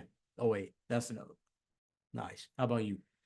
So it's the obvious. I go PG on Birdman. Mm, Um powerful. one of the first ones that came to my mind was Vince Carter on Alonzo. Mm. The way he just leaned, like he leaned in, paused in midair. Wow. Oh, that's Crazy. almost like Baron Davis's. Yeah. Oh, that's another good one. That's Mhm. another good one. Um, T Mac, T Mac. I'll say T Mac on Sean Bradley. T Mac got a few, but I'll say T Mac on Sean Bradley. Yeah, Yeah, T Mac got some underrated ones. he do. Oh no, you know what? I might even. You know what? I can't put it above Sean Bradley, but that he has one on Michael Olowokandi, and he hung on the rim with one hand. That most 2000 dunk. That's prime 2000 dunk right there. A finals matchup, I would have loved to see courtside.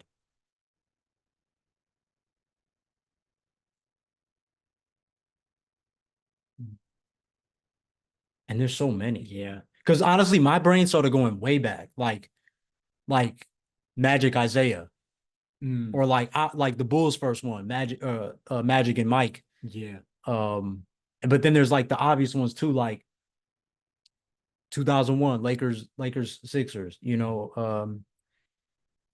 Trying to think 20 one of the Spurs in Miami. Yeah, I was I would think kinda, more 2013 than 2014, but yeah. and then obviously there's Cavs and Warriors. You could flip a coin. Well, not really. 2016 would probably be the best one. Man, that's tough. Yeah, I'm gonna probably pick one of the, let's see. Yeah, probably Bulls Bulls versus Jazz. Ooh, I feel like that would have been 98. yeah. Okay, 98. That's a good one too. That's a good one. All right, Vaughn. So that brings us to the end of the basketball category. I know it feels like we've been doing this for a long time, and we just halfway now. But that's it. We're gonna switch to the other end of the H2DG spectrum. We're gonna go hip hop, tackle some hip hop, this or that questions. What did you think of the basketball ones, though? All right, let us know what you thought of the basketball ones in the comments, whatever platform you're watching / listening on. Were any of your answers different? Did you think of some other this or that's? Be sure to leave those down below. Let us know. We'll be happy to answer them and everything like that. Feel free to drop any of your thoughts. But before we get into the next segment, I'm usually not the type to ask for anything on my birthday. But here's a little hint of how you can support Hip to the Games if you feel led and show some birthday love in the process. As a fan of Hip to the Games, not only should you show your love for the podcast, but you gotta express your love for basketball and hip hop. With a wide variety of clothing and accessories, there is always a way to show how much the game of basketball and the game of rap means to you. Let everybody know what it means to be hip to the games by clicking the link in the episode's description to cop some merch and represent the H2DG lifestyle. All right, welcome back to episode of This or That for Hip to the Games with my boy. We're going to get right into the hip hop side of the spectrum. Same thing as before. I got a bunch of this or that's for Devaughn. It's always fun to get Devaughn hip hop opinions on here and stuff like that. So I'm probably even more excited for this one than the basketball. But we'll get right into it, Vaughn. All right. Childhood, white tee or throwback jersey? Throwback jersey. Yeah, I say the same. Throwback jersey. I say the same. And don't cheat, because some of y'all gonna be like, put the white tee under. No, Don't work on this or that. It don't work on this. But yeah, I say throwback jersey. I say throwback jersey. Hands down. Yeah. Tim's or Air Force Ones? Air Force Air One. Force Ones. Yeah, man. What, we ain't wore Tim's since we was what, 3, Mhm. 5? That's inside joke. Inside joke. You stupid. You stupid. But yes, at that age, it was probably the last time we wore Tim's. Ain't nothing wrong with Tim's, but you know, some of these cats be wearing them everywhere. Y'all go to the corner store in y'all Tim's and You know what? The Tims, we had a pair, and I like it's weird, but it makes sense. Like I like the smell of them. When they were new, yeah, like brand new, like yeah. they were. You could wear them everywhere. Like, Air Force One got a nice smell too, though. mhm. But I But see you pointing the difference. yeah, it's like it was like the Air Force One of the wintertime and the True. fall. True. All right, AJ and Free or Terrence and Roxy? 106 in Park. AJ and Free. AJ and Free. I Yeah. say the same thing. Now, this is my thing. You know, we caught the tail end of AJ and Free. Yeah. Now, Terrence and Roxy, I feel like were perfect for That era. social media, like officially. So, like, end of MySpace, Facebook, and so on. That's a good point. And mind you, who is the biggest social media artist of all time? Soulja Boy. So, like, that's that era. You know, that's what I remember. You could count on Soulja Boy, T-Pain. Trying to think who else. Part of me want to say T.I., but I'm like, did T.I. catch the end of AJ and Free, or did he come in just in time for Terrence? I feel like he caught the end. I think like he the caught way the he end. came in. I Like, think they caught. But yeah, lots of, you know, and they like theirs was good, but you know, AJ and Free was like, I feel like AJ and Free was the perfect time because it was like we outside, like no phones, no technology, like, you know, all the stuff that we wanted to do when we were old enough, like they say, and then they took it away. Spring Bling, all these things. Yeah. You know, no, like 106 in Park was huge. Like, yes, bro. Like they pretty much made it what it was. Yeah. You know, and it was big. Like when you seen them, you knew it was live. You knew it was live. And you knew it was like something big was going on because they were there. They were there covering it. And it's a small thing, but I even like the shout outs, like they just go in the crowd, like, oh, where you from? Where you from, Jamaica? Where you from, Jamaica? Shout out to my cousin Pookie. Shout out to Ray Ray and them. Shout out to all my people back in Bankhead. Yeah. Yeah, the whole crowd. You know what I'm saying? Yeah, right. Yeah. I missed that, bro. It was so black. Yeah. Not that it wasn't, you know what I'm saying? Not that it was any less black, but just like I said, we was outside. Like, Yeah. And it was like, I couldn't wait to get older and have that, and then we didn't have it. So because I feel it in the variety of people that like honestly, like, oh, you think about everybody that was like popping during their time. So it's like true. It was somebody different. Everybody was in their prime. Fiddy was in his prime. Nelly was in his prime. Aaliyah was, you know, in her prime, like reaching her prime. You know, so I feel you. I feel like you. Bow Wow and all that. Like Bow Wow, Lil Bow Wow. Yeah. It's like, and even like the battles too, freestyle stuff. Like so many, they open the door for artists to come in. You know what I'm saying? Yeah, for sure. And you know, shout out to the legend Blind Fury. I don't know if you be seeing them clips of him. I think he was Terrence and Roxy though. But yeah, Blind Fury. Oh yeah, you gotta look that up, Vaughn. You gotta look that up. And you too, if you don't know. But yeah, you gotta look Blind Fury. Because even me, I was like, I feel like I don't like actually remember, but like I remember those battles happening. I do remember, like, he a legend though. He a legend. Everybody be asking about Blind Fury. All right, but yeah, shout out AJ and Free. All right, Bow Wow. Bounce with me or take you home.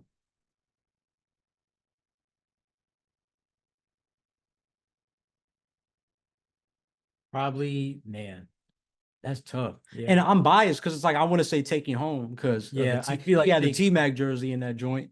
Yeah, I feel like take you home was more fun. Like you could do that Yeah. over and over and over and never get tired. But low key bounce with me was our song. Yeah. It was. That beat is crazy. Yeah, it is for real. It is, isn't it? Like, yeah. That beat is crazy. I don't care what they say about Bow Wow. That beat was crazy. Yeah. Better ad libs, DMX or Fat Man Scoop? I'm gonna say DMX.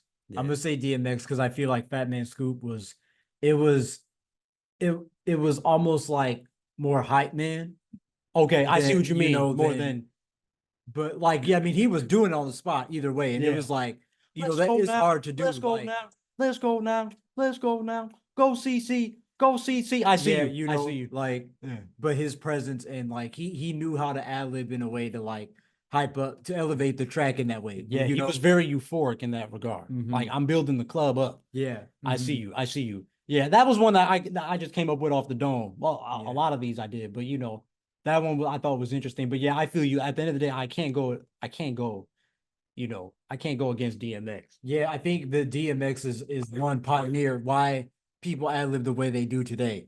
Like they're nice, short, and they pack a punch. Like It's both, I think. Like Mhm. you said, it's that, but it's also like I've heard people say, like, dang, like how come nobody does it like him anymore? Mhm. Where like Mhm. literally you do your explicit version, then you go in the booth, do your clean version, and he was doing that, right? Mhm. He was putting in the growls and the barks in place of the cuss words. Like you don't see artists really doing that stuff no more. Yeah, Yeah. that's a good point. Man, that's one thing I wish they would bring back. Is Yeah. like having clean versions because you hear some of them on the radio or like they be in the game. Like you can't even put it in the soundtrack in 2K because like there's like a whole verse missing from True. Fastlane in Yeah. 2K12. Yeah. And it's like It'll turn a 3 minute and 30 song into like 2:19. like make a clean version so that you could play it. Yeah. And that's not saying it's got to be a kids bop version or something, but like you can still keep the essence. Folks But think they just can't. replace the Folks think clean is corny. That's all. Mhm. That's all. All right. Dougie or Harlem Shake? Dougie, I say Dougie. And I think because I never really could do the Harlem Shake like I want to do the Harlem Shake. right? The Dougie came to me like nothing, That's true. that conceived rhythm in my body. I tell that story all the time. Even there's a clip that went viral on Instagram of this girl showing her, I don't know if it's a mom showing her son or like a sister showing her brother, Mhm. like rhythm. Mhm. And they doing not like us, right? So they Cali stepping and stuff. And I'm like, and then everybody cracking up because Devaughn, it's literally like what we went through with Amber when we were little. Like she teaching us how, she laughing because we can't get the hang of it. We get mad because we can't get the hang of it, but we're also laughing, right? It's like a lighthearted moment. Uh-huh. But like at the same time, I'm watching that video and I'm like, no, why would you start that boy out with not like us? Mhm. You start him off with the two-step. You start him off just like that scene in Hitch, right? Then I think you start them off and you show them, once they get the hang of that, then you add arms into it and you show them how to Dougie. Then when you show them how to Dougie, then you show them how to, they not like us. They not like us. They not like us. They not like us. But yeah. I see you. I think I know what video you're talking about. All that to say, I'm picking the Dougie. But shout out, Harlem Shake, Mhm. in case you want a special delivery. Special delivery. Okay, Vaughn, freeway. What we do or flip side? Mm. And you know both of those. Even though what we do is wrong.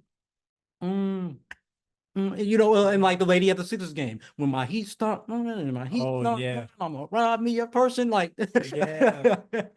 Man, that's tough. yeah, yeah. Oh man. I wanted to show love to everybody on this one. Yeah. I might have to go flip side though. And classic. Yeah. That joint was in Def Jam Fight for New York and NBA Live 04? I thought it was 04. 04. Mhm. And I think he did have a song on 03. It just wasn't flip side, but Mhm. yeah. Yeah, man. I'm with it. I think I'm gonna pick What We Do though. Yeah, I think no, I'm gonna that's pick fair. What We Do. I love flip side though. Like I said, that's like peak childhood. Yeah. Okay. The Blueprint or the Black Album. The Blueprint. I think I'm gonna go Blueprint. I think I'm gonna go Blueprint as well. Black Album is great. Like I said, I hate that was such a fake retirement album because it brought the best out of Jay-Z. Mhm. It brought the best out of Jay-Z, and only for him to have what I'm saying? I told you, every time a musician retire, I never believe it. Yeah. Because you're operating in your gift. You can't Mhm. retire your gift. Mhm. That's true. That's a true way to put it. You always get the itch. Mhm. Yeah. But Blueprint is crazy. Black Album got joints December 4th. Allure is like I love that joint. Everybody talks about Allure. Shout out Pharrell. But like the blueprint to me, I think Devaughn is what we always talk about, like prime, like confidence, top dog Jay-Z.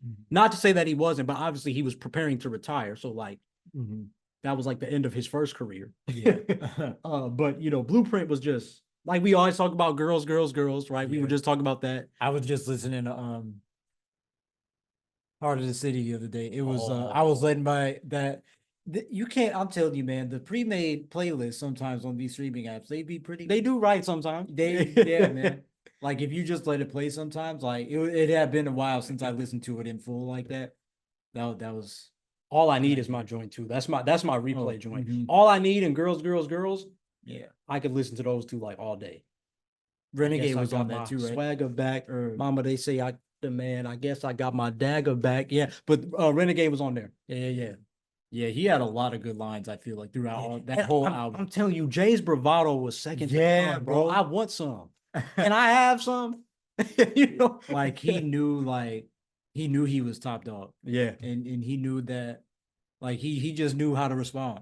Yeah, in a way only he could. What we got? Lose Yourself or Stand? Lose Yourself. Lose Yourself. Like I said, and you know me best. Like I'm that type of dude. I need some of that fight music before I step out to the ring. Sometimes I'm that kind of ambitious dude. So some of those get to me. Stand is a dope story. Stand is, you know, literally the words like that became a thing, right? Stand. We call people stands, but yeah. Lose Yourself though. That's like, it feeds my ambitious. Yeah, I have to agree. Better Nate Dogg feature. Regulate or 21 Questions? Man, probably 21 Questions. Really? Just because of the way that it's written and like how that complements, you know, that like that beat and just that overall like theme and mood of that song. I feel it's just so smooth. Like it just fits. Like from a songwriting perspective, I feel like that just fits so well. Yeah. Would you love me on a bad day? Yeah. Would you love me on the bus? Right, You know, for real. And he was I'll spitting ask like 21 questions. It'd be all about us. Go You know, for it. but then again, relegate. What am I talking about? Regulate. Regulate is iconic. Yeah. Regulate is iconic. Yeah, I think that When G and Nate Dogg had to regulate. the narration of that, like it's pretty much I narration. love it though. Like It's such a great storytelling. Yeah, for real. and Like Nate Dogg has you like can't go the wrong with both. intermission, you know, in between the scenes. You know? Yeah, for Hit real. The East Side on the LBC. It feels like you're watching like episode of Law and Order. So like, you know, like yeah. I can't believe it's happening in my own town. Yeah. Regulate. I love that. I love that joy. I think I gotta go regulate. But I think to your point, 21 Questions has such a chokehold on, like, if you're what?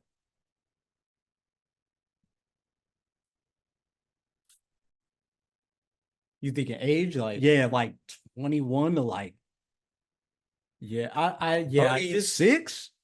You're probably gonna pick 21 Questions. yeah. But I don't know, you know, regulators. Yeah, that's a tough one, dude. It is. It is. I'm gonna go regulate though. Pete Rock, They Reminisce Over You, or The World Is Yours? They Reminisce Over You. Yeah, I think I have to agree. The World Is Yours is crazy though. I mean, obviously I rapped over it. Well, at least the Ahmad Jamal, like just the piano, but and I know you love The World Is Yours, you know. But They Reminisce Over You is just Rakim or Big Daddy Kane? I'm more familiar with Rakim. Rakim, that's fair. That's fair. I'll pick Rakim too. Rakim to me is just more like how I rap. I feel like Big Daddy Kane is he's more a little more complex than Rakim, which is fun, but it's not easily replicated. Hence to his greatness. But I pick Rakim as, just like you said, just more familiar. Okay. I know you like one of these for sure. 93 Till Infinity Mhm. or The Far Side, Running. You know Running? Yeah, I do know. Okay. Um, I man, almost went passing me by, but I felt Running was a better match with 93 Till Infinity. no, you're right. You're right. I think it's tough. It's another sentimental thing, man, because I know you rapped on Running. So Oh, I like did. it made me appreciate that beat and just what they did even more on that track. Mhm. But like I love listening to 93, even though it's been a minute. I love listening to 93 whenever I'm chilling, pun intended. Laugh, whatever. Um, but man, yeah, that's tough, bro. It's like probably 93 just because I listen to that more, probably. Word.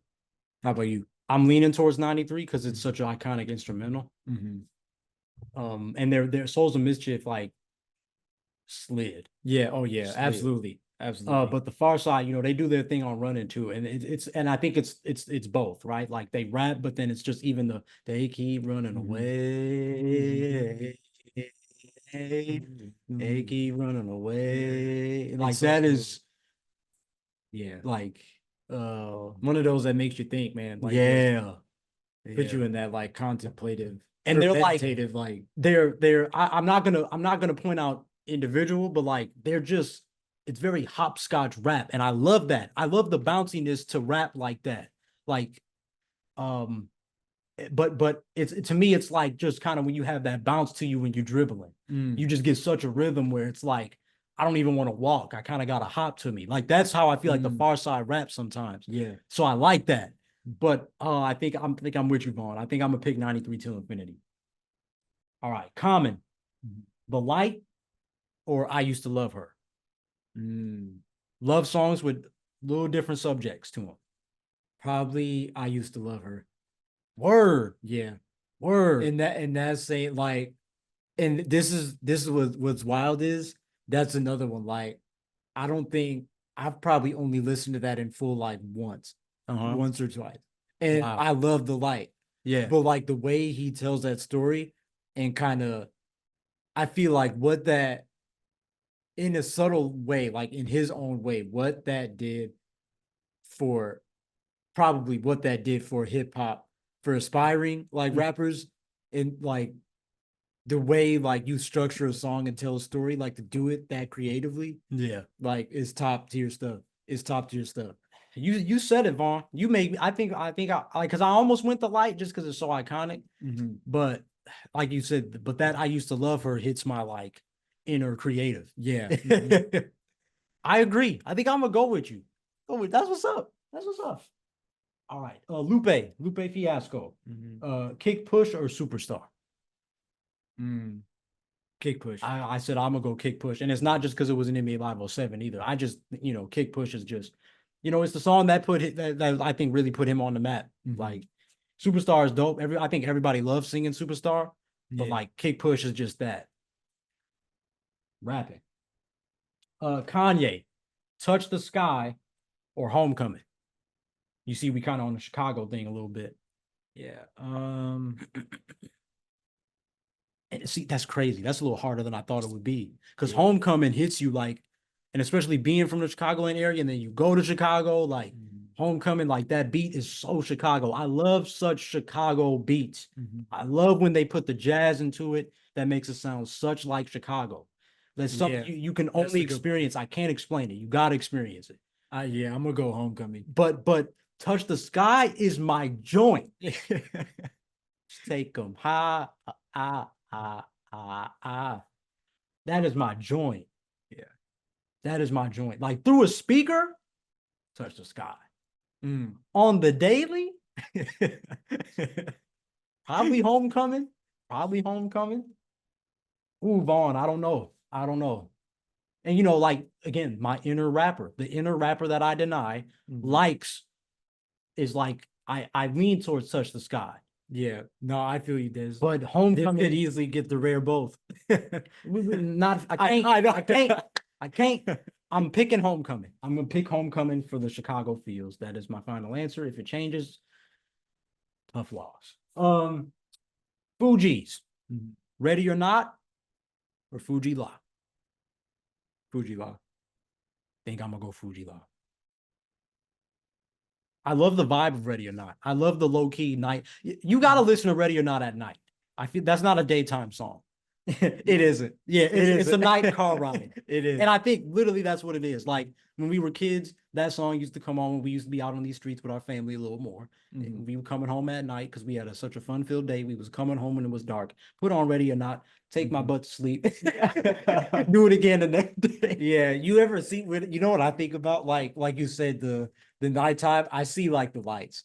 The like traffic lights, Yeah, street lights, yeah, and I do. they blur. I like do, the- I do, I do. I be that's what I see, and I just be like, I have you leave it on the window? I mean, like that's what I see. It's just Yeah. like it's dark, but it's cool. I'm not going And it's nowhere. sleeping. It's Yeah, it's like bedtime jams. yeah, Sleep jams. sleep jams. Word. Okay. Left Eye verse. Mm. No scrubs Mhm. or waterfalls. Ooh, man, man.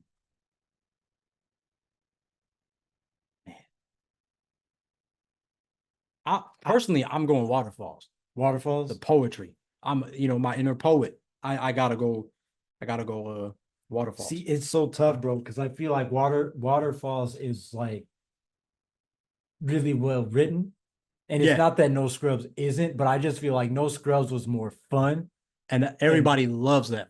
Yeah, Yeah. I started to pick No Scrubs because it's so fun.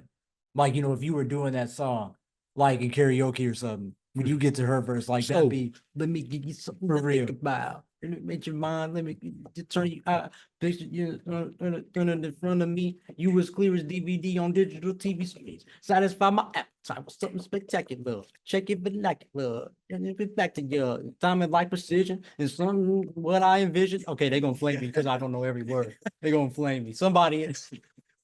yeah, nah, bro. Yeah, it's like it's so fun. But waterfall, I'm gonna go No Scrubs. Just Word. I guess I should because no, I rap 30, it was- 37% of it. No, you I'm, good. I'm a pick waterfalls though.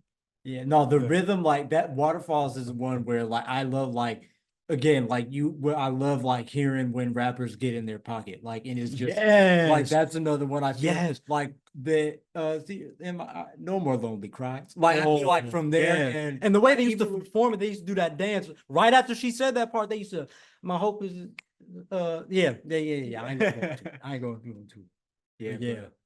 It's a toss up it's a toss up man but I'm gonna go No Scrubs today. I'm gonna go No Scrubs. No. Word. I'm Word. good. But I love that you brought that up though about her pocket. Left Eye was really one of the most effortless as far as getting into their pocket. Mhm. All right. MC Light or Queen Latifah? Oh man, I know. How you gonna pick between two queens? For Like, real. you know what I mean? Like, and like didn't they came up around the same time at the pretty much the exact same time, brother. And if you notice too, they both do the acting thing. Queen do, she did more than MC Light, but Man, that is so tough, bro. Because they were playing because she was on the I Want to Be Down remix, right? Or am I tripping? Or am Both I of thinking them. of a different song? Yeah, or yeah, both of them. Yeah, both of them. Yeah, them. so like her verse, like her creativity Who? and MC Light. Okay. And even not on just that song. She's but got like, one of the you best know, voices in hip hop. Yeah, for real. Like it's like it comes so easy to her. Yeah. Like it's just so effortless. Up, down, and around, even sideways. Yeah, for real. She's crazy. Mhm. She's crazy. But then Queen is like, I feel like there's so many different type of personas and I want to rap like MC Light. mhm, I want to do it with the candor of Queen Latifah. yeah, pretty much. Pretty much. I'm right with you. Like, and like Queen, especially like in that era. I mean, they both did, but I think Queen like handled all that so well. Yeah. And continues to carry on that hip hop torch. And the Even bar, if she ain't making music, you know what I mean? Like she does carry that. You're right. You're right. I think though, if like bars, I want MC Light, but like, yeah, right. but like Queen Latifah is such a, for her to be the pioneer that she is, she's so stinking underrated. Mhm. I'm gonna go light, bro. I'm gonna go Yeah, light. I think And I'm I gonna go light love Queen Latifah, for real. but For I'm gonna real. go light. I'm gonna go I'm light. right with you, man. Music videos. Mhm. Missy Elliott or Busta Rhymes. Missy, I think I'm gonna pick Missy too. Missy. I ain't gonna lie. I ain't gonna lie. Now somebody can talk to me about this, but if I'm correct, work it. Is it work it? One of them videos is creepy looking. When they at nighttime dancing, I'm like, I feel like it don't match with the song. And I'm like, that's that, I don't want to go into a whole different conversation, but I'd be like, Missy Elliott, she the bomb, but some of that stuff, like that video, the video I'm thinking of in particular, I gotta make sure I'm right. But that video in particular that I'm thinking of kind of rubbed me the wrong way because I'm like, why are you playing? Like, it looked like something out Men in Black. Oh, you think about this when yeah. I'm gonna pull this up real quick and Because the talk thing, like, I always think about Missy is like, she in a way, like, she kind of brought Oh, that I'm back into sorry. the new. Get your freak on. That's thinking video. Oh Freaky. yeah, It's freaky. It's freaky. hey, it was supposed to be. Yeah, but I don't like freak. Your face.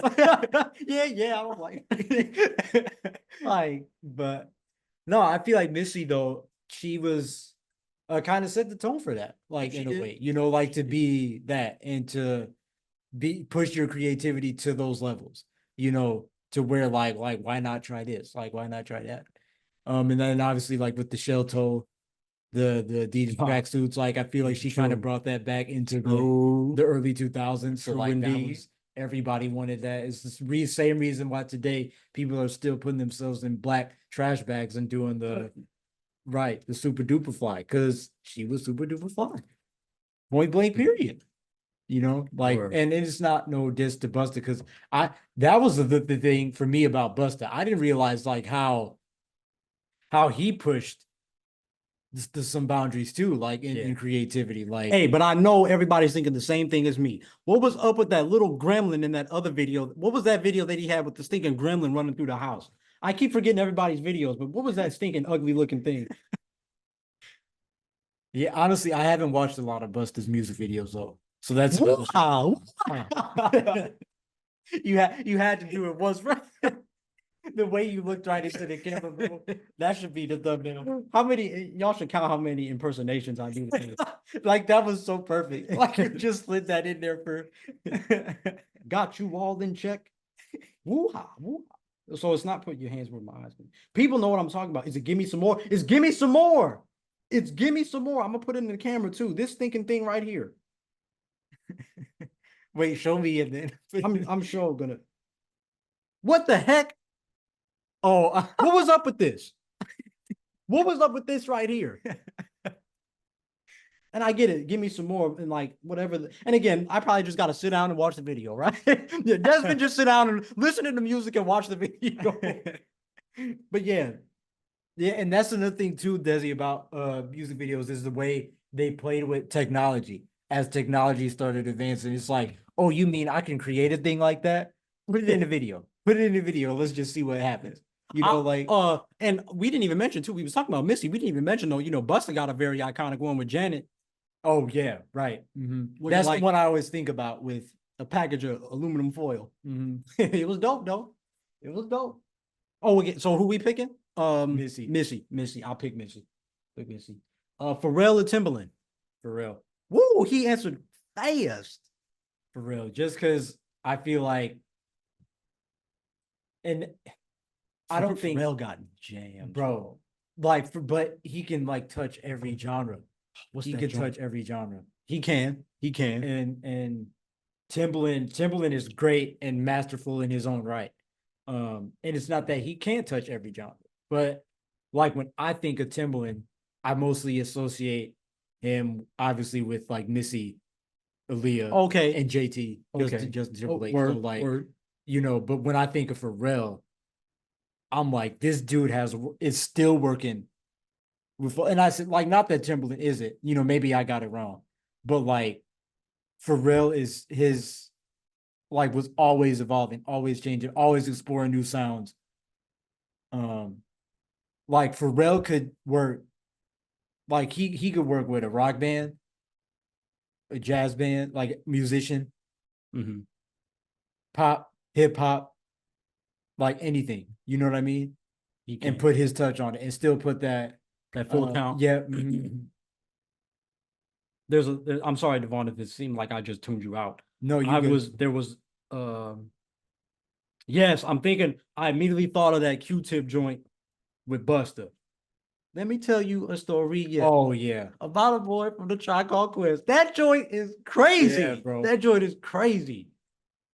And I mean, not to mention the him and Chad doing the grinding beat, which is the Right. most fundamental, you know what I'm saying? That's the most fundamental beat. That's the two-step for beat, Yeah. like beatboxing. Yeah, producing like yeah, and even way back like when he said like that was him doing the SW.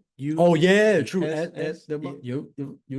Like come on, like Very true, Vaughn. He got roots. range. He got roots. Range. And the thing I'll say about Timbaland though, Timbaland bodily movement, which makes sense. He had to work with Aaliyah. Mm-hmm. Bodily movement. So because if you notice in that clip when he first showed Jay Dirt Off Your Shoulder, first off, that just popped on my my timeline the other day, and it was funny looking back at that because you could see Jay-Z's face, like, brother, why didn't you play this beat first? Mm-hmm. But then you see Timbaland is just and even some of the other beats he was playing, he was like doing it with his body. And I'm like, that's the thing about Timbaland. He gonna get you out your chair. Yeah. Not that Pharrell can't. That's a great point. But and even in personal experience, Pharrell's beats make me want to rap. Timbaland's beats make me like make you want to dance. Yeah. Mm-hmm. Yeah. Word. But I'm picking Pharrell. Yeah, Pharrell. Nothing But a G Thing or Still Dre. So two classic Snoop and Dre records. Man, that's tough. That's tough.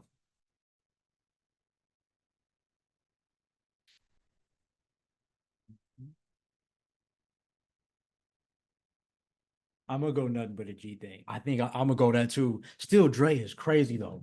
Yeah. Still Dre is crazy, but I'm gonna go Nothing But a G Thing. I just love it. And again, it's shout out Jabari, man. Shout out Jabari Davis. He said on his thing, he picked Young Snoop. I just feel like Young Snoop was just different. Mm-hmm. He was different. Yeah. Mm-hmm. He was different for sure. Snoop Doggy Dogg and Dr. J is at the dope. Ready to get interest. So back on yeah, man, they was the bomb. They was the bomb. All right. Wu-Tang or A Tribe Called Quest? And let me do it both justice. Wu-Tang Clan or A Tribe Called Quest? Say full names. Say full names. We'll do. No pressure. I'm just I'm just messing with you. Probably a Tribe. I was gonna say, Devaughn, you strike me as a Tribe guy, and that which is perfectly fine. You strike me as a Tribe guy. Is that just what it is? Kind of, we were saying earlier, they have a lot of jazz, you know, Q-Tip and everybody. Yeah, unique voices for personas. Yeah, I think probably just that mesh, you know, of like hip hop. They did have great chemistry. Great chemistry. Yeah. And they were young too, bro. When you look back at some of those their most iconic records, they were young. How old were they? 20, 21. Dang. Like, I think Can I Kick It? Like 21, 20. And then you can even see it too when you go back and look at pictures sometimes. They're one of the few people from back in the day where I look at them and I'm like, you know, they did look their age. Even De La Soul too. De La Soul and all them, they came around the same time. So when you look at that, when you watch Can I Kick It and you see De La Soul in the back, like all those guys, they look like 20-year-old. They look like college kids. Like, I like that about their stuff. Because even to this day, like, you know, those songs get airplay to this day. They on commercials to this day. Yeah. But they were so young. Yeah. They were so young. Yeah. But I'm picking Wu-Tang though. I'm picking Wu-Tang. What gives Wu-Tang the edge? A little more bite. Mm-hmm. A little more bite.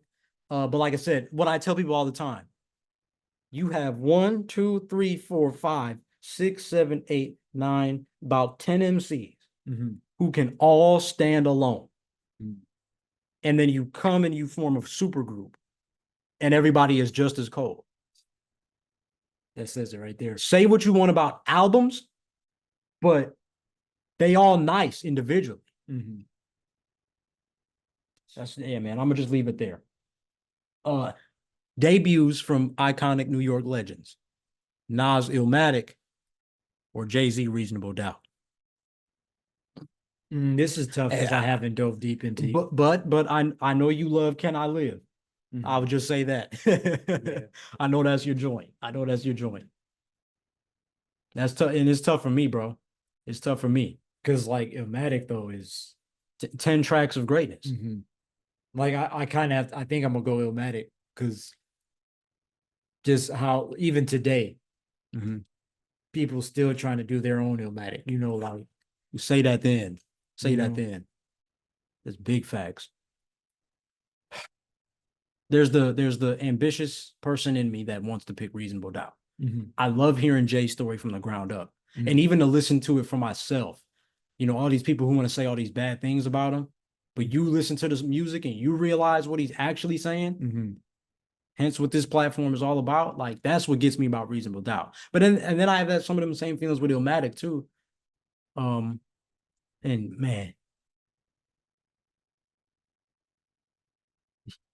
mannerisms of a young Bobby De Niro, crime organized like the Pharaoh. I gleam, I diamond gleam, high post like Hakeem. Like Jay is crazy. Jay is crazy. I could keep spitting if I wanted to. Yeah, Um, I remember you really liked that. You did the album that was breakdown, my first one, and bro. That was you my really first liked that one. one. And if you really remember, I dropped my hard drive that weekend and I had to re-record that whole thing. Mm. Like that first album review is like my Yeah. baby. Like I messed that joint up. Um, I think I'm gonna go Reasonable Doubt. Love Illmatic though. Again, I also did that one. That was one of my favorites to do. Mhm. But I'm gonna go Reasonable Doubt. It's something about Jay's story from the ground up. Not that Nas is any less ambitious or any less inspiring or what have you, but just Jay, I like that. I just Mhm. like that entire album in a different way. Last two, Kendrick Lamar, J. Cole. J. Cole. Wow. And I ain't mad at it either. Because it's weird. It's weird. I feel like this is my thing. I'll say this. I feel like I listen to J. Cole on the daily. Mhm. I listen to Kendrick when he drops. Mm. Okay. I now granted I go back and listen to Kendrick. Like I said, count me out is still getting play in my ears. Want to be heard still gets play in my ears sometimes. Mhm. All right, how much a dollar costs still gets play for Desmond. Mhm. But J. Cole is like I find myself going to every day. Rise and Shine is very sentimental for us. Um, Bro, my bad. no, no, no, Sorry, no, no, no, no. I had nothing. Go ahead. You sure? Yeah, Does that look like nothing? like I did, but then I was gonna say something about J. Cole, but we still on Kendrick. So No, no, no. Go handle, ahead. handle Go you. ahead. I want to hear it. No, well, I was just saying, like the thing with J. Cole is I've been like it's just Kendrick is another one. Like I love I like Kendrick like on what he's did with Beyonce. Like I think Kendrick, like when you need a verse, you can rely on him for sure. Mhm. Like 100%. Mhm. And his ability, like he almost has that like his pace of rapping is like he can mix up the tempo, I feel like a little bit. Sometimes he can he can slow it down, sometimes he can speed it up, like almost like a well, I can't say that. But just in the general sense, I feel like Kendrick is very reliable and he's just cold. Like he's a rapper in his purest form. Mhm. And obviously the West Coast influence. Like you can Yeah. get a great sense of that like throughout all his records. But the thing with like J. Cole is just kind of him being one of the artists like who are part of like the soundtrack. Like when you think about your life, like Very J. true. Cole is a good part of that because like I remember like when he came, I've been more tapped in with him, like in a way like I remember again, that. admittedly I've never really listened to Kendrick like that to Yeah. be honest, but and it's nothing against him. It It's was just just who like you gravitated to. Yeah. exactly. Yeah. And it's like even to this day, bro, like I have just again letting the playlist play. Um Punching the Clock came on for the first time in a while. Man, I've been rapping that at work to myself for the past 2 or 3 days. Is it because of the pun intended? Punching the clock. Probably there was probably something psychological there. You're right, man. Got more cribs and Habitat for Humanity. Like Popped just off. from jump, like he Right. is. But I feel there was and then what is Heaven's EP? The Oh shoot, real J. Cole fan. yeah, bro, that one came on too. That was another one. I haven't listened to it since, Wow. and I'm like, dude, Wow. off. Like he Wow. is so cold. That's dope. That's dope. Yeah. And see, Vaughn, I like it. Because the thing about our generation, I feel like everybody, like I say, everybody treats Love Yours like it's his Purple Rain. Everybody says Love Yours. And I'm like, I get it, right? Everybody connects with the theme of gratitude. Yeah. Mhm. But I'm like, that ain't his only song, man. Like all y'all just like Love Yours. Like Yeah. but no, Vaughn, that's dope. That's dope. But yeah, I see what you mean. They both be spitting. Like it's with Kendrick for me, it's again, I feel like I noticed my favorite Kendrick songs just hit something here. Like I said, how much a dollar costs. It's just that story to me. And just that low-key instrumental with that piano. Doom, doom, doom, doom, boom, boom. Like that's just it's soothing to me. But like again, there's Wanna Be Heard, Ambition. Right? Like Count Me Out is very ambitious. Like that wakes me up. Yeah.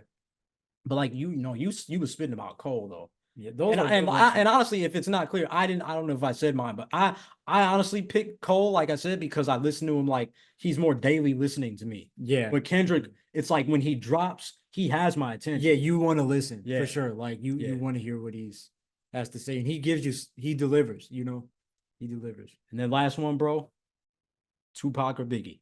Biggie. I'd be so quick. No, but it's good though, Vaughn. You know what I'm saying? That's what's up. That's what's up. I gotta go Biggie, and it just another thing too. We was talking about Shed So Many Tears. What is Yeah, Tupac. that's what it's Tupac. called? Shed So Many Tears. Okay, so Or So Many Tears. One of them.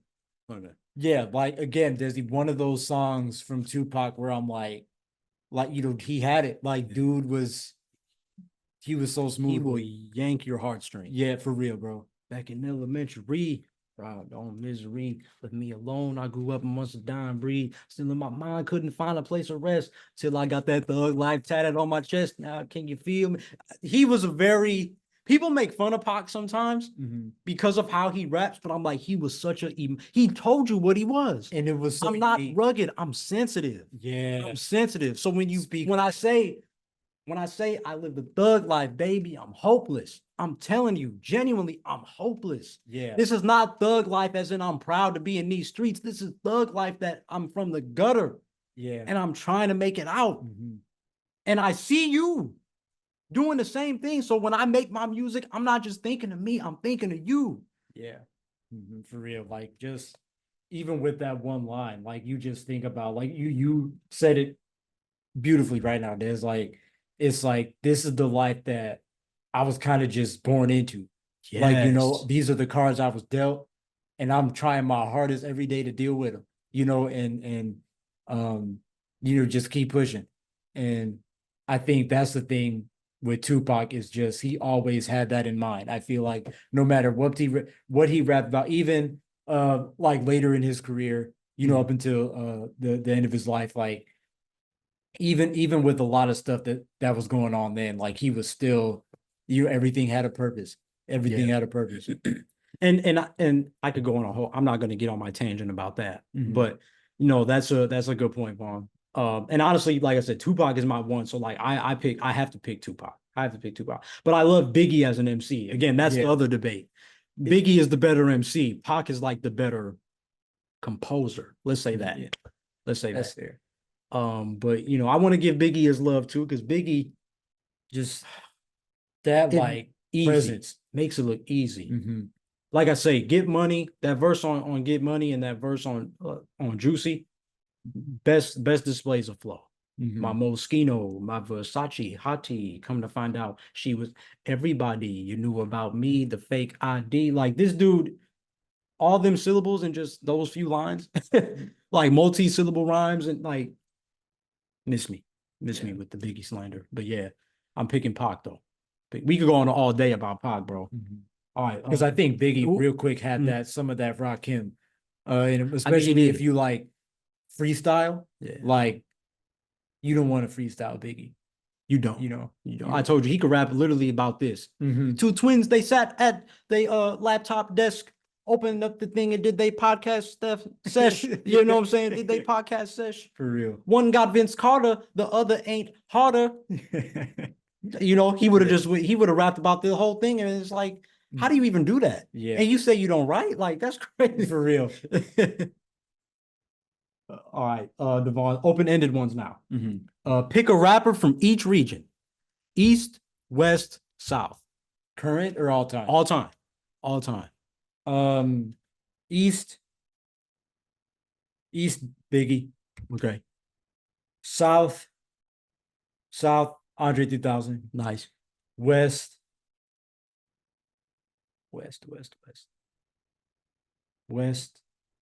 Ooh. West probably. Hey.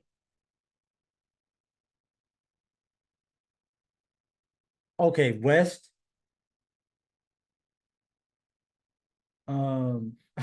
People keep every time I'm about to say something, somebody else comes into my head, and that's probably what it feel like to live there. Like, you know what? Somebody always they still going, but man, so like West, I would love to go like low key Bone Thugs, just because like I love like I said, I love their beats like so much, and just the way that they kind of like just like well, okay, but do they that's count? I was about to say because they are from Cleveland, but Easy E, like you know, he found them, and that's how they like. So that's why it's and Devaughn, like that's fair because like they got some West Coast sounds, like they from Cleveland, you know. I didn't know that, low key. Yeah, yeah, no, you did because we talked about it on here before, but you just forgot. You just forgot. But It's okay. and then I was thinking like Warren G.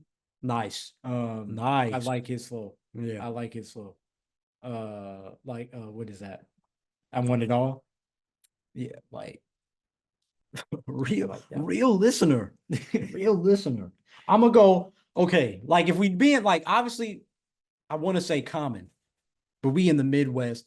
Right. We're in the East because we're Northeast. Yeah. But Common, but like if I'm really just East, Most Def. I'll throw Most Def. Nice. Ooh, I have to put a tie to like Most Def and Sky Zoo. If I could rap like Sky Zoo, I would not be working my job right now. I'm telling you. And then West, I'm gonna go.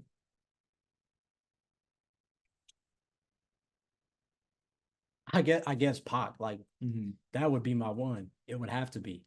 I mean, shout out Lil Russell. I really rock with Lil Russell. I'm gonna probably pick Pac. South. South is interesting. South is very interesting. Shout out Luda. Shout out Three Stacks. But man, the more I think about it, the more and even the few stuff I listen to, I gotta go Project Pat. Okay. I know you're sicker than sicker when you see the rims flicker, the paint dripper. Come on, bro. Whole different need on my keys like a handbreaker. Project Pata, a track 10 down pizza. Desi, that's a great thing. That's a great thing. 100%. That's what I'm saying, bro, about the South. Bam. Dog in a pop collar. I love it when it's you listen to the song, it is so doggone South. It is like it's everything authentic. comes up. It's like, authentic. Bro. Yes, bro. I'm 100% with you on that one. So many of these rappers are pulling from his tree and don't even know it, bro. Bro, you wish you was from the South. Like, that, bro, Devaughn want to change his answer. You like find out you got some family and something, be like anything to go down there and it just be in that. Like, imagine what their freestyle sessions would be. Oh my gosh, bro. Oh my gosh. Yeah, bro. I had to do that. That's a good one, bro. Okay, bro. I'm interested because I always tell you, Vaughn, I love your musical ear, bro. So a song I wish I produced. Wow. I'm gonna go first. I'm gonna let you Yeah. think about it. Okay. I'm gonna go first, and I'm gonna tell you this because the Mhm. very first song that comes to my mind isn't even a hip hop song, but it is Mm. by one of the most well revered hip hop producers. Mm. And bro, that's "Girl" by Destiny's Child. Ninth Wonder did that joint. I'm your Oh girl. yeah. Doom He doom did doom that doom one. doom doom doom. That was Ninth Wonder, bro. Oh wow. That I didn't I know that. wish I came up with that. Oh, that's a I good one. wish I came up with that. Like, and even he has a whole like thinking like documentary where he talks about that process, and he's saying like this is what these producers need to understand. Mm-hmm. That part in that song isn't even like, there are songs where it's like the chop that I got Mm-hmm. came from, and back in the day, like a lot of these songs come from like 70s and stuff. Yeah. So them 14-minute songs, Yeah. he'll say you don't hear that part till like the 8-minute mark. But to hear something and pull that, and that's how yeah, bro. That so like if I'm saying literally anything, it's that for me, bro. But if I'm like strictly keeping it like to a hip hop song, Mm-hmm. it would be it's been a long time. Rakim, DJ Premier. DJ Oh. Premier is my goat. So like, Yeah. that joint? It's been a long. Oh yeah. Uh-huh. Dude, oh bro, that's a good pick. Oh, Yeah, that's wow. my joint. That's my joint. Bro. That's my joint.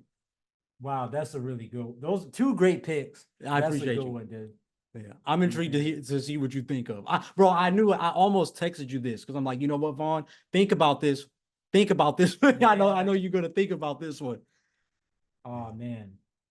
Yeah, so let me see. Maybe like strictly hip hop. I'll try to do that one first. Like strictly hip hop. Maybe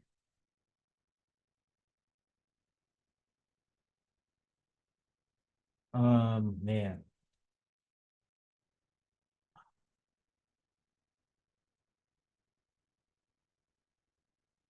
Like just going back to like people we've already named, like it probably would be that first of the month. That Ooh, would be probably strictly hip hop. good one. Mhm. Good one. Um, Good one. and then maybe like just a song, period. Man, that's really tough. That's really tough. Oh no, but no, Devaughn, that's where my But brain went, bro. oh, okay. That's all I was saying. I had to pick two because my first one was technically not a hip hop song. That's all I was saying. I didn't want that pressure. Oh no, you good. I was You over here struggling. yeah, but no, that was a good one because there are definitely a lot of songs like that. Like in And I feel bad because I know you, bro. You're gonna think of another one and you're gonna punch me because you can be like, Des, I should have thought of that when we was recording. I already know. I'm already know it. All right, Vaughn. I would have loved to have been in the studio when this song was recorded. Man. I always go Brooklyn's Finest, J and B. Oh, yeah. That's a good one. Like imagine, bro. I know. Just imagine. I know. Man. I wonder like really what the energy in that room must have been like. Oh, because they were saying like, they was kind of sparring, Yeah. you could feel the competition. Mm-hmm. Yeah, man. Dang, that's one for the Jay-Z need to start writing a book, man. If he ain't already got one. Because man, wish I was in the studio. Yeah.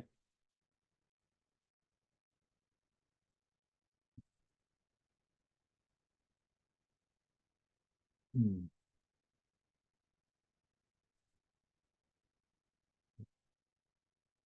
Like, so I'm gonna just give you a couple that Yeah, popped in my go head. ahead, bro. Go So ahead. one Think it like out. Think it out loud.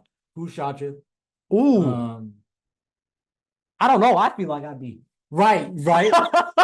But it's like, man, like you think like sometimes like how many other versions did he have? If they all like True. you know what I'm saying? How many ways like he attacked that beat? Like that's why I would pick that one. But um maybe song I wish I was in the studio for.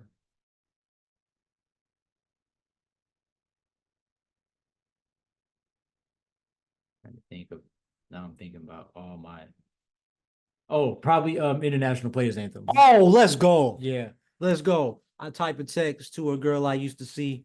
saying that I met this cutie pie with whom I want to be. And I apologize if this message gets you down, that I CC every girl that I CC around town. And I hate to see, what it say? Hate to see you frown, but I'd rather see her smile. Witness all around me, true, but I'm no island. Okay, let me stop. I'm gonna probably have to go with that one.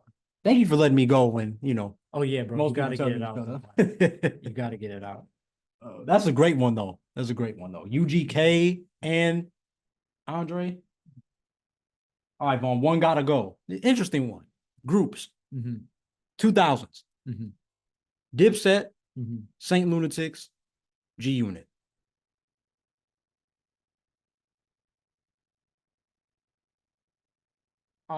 This to me is tough and easy. Yeah. That's a good way to. If more tough, yeah. I'm gonna say what first popped in my head. I'm gonna say G Unit. G Unit gotta go. They had the clothes, the belt buckles, the jackets. I get it. They was tight. They was cool.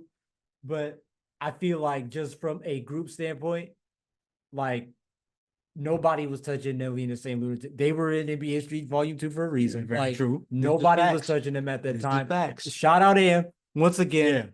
Yeah. Knew Our who sister. they were because of that game and because of Am. Yeah. And just they were smooth together. And then Dipset, like, come on, man. Like, We gonna get it on a nod. yeah, bro. Just another shout out to them. We go back to the regions.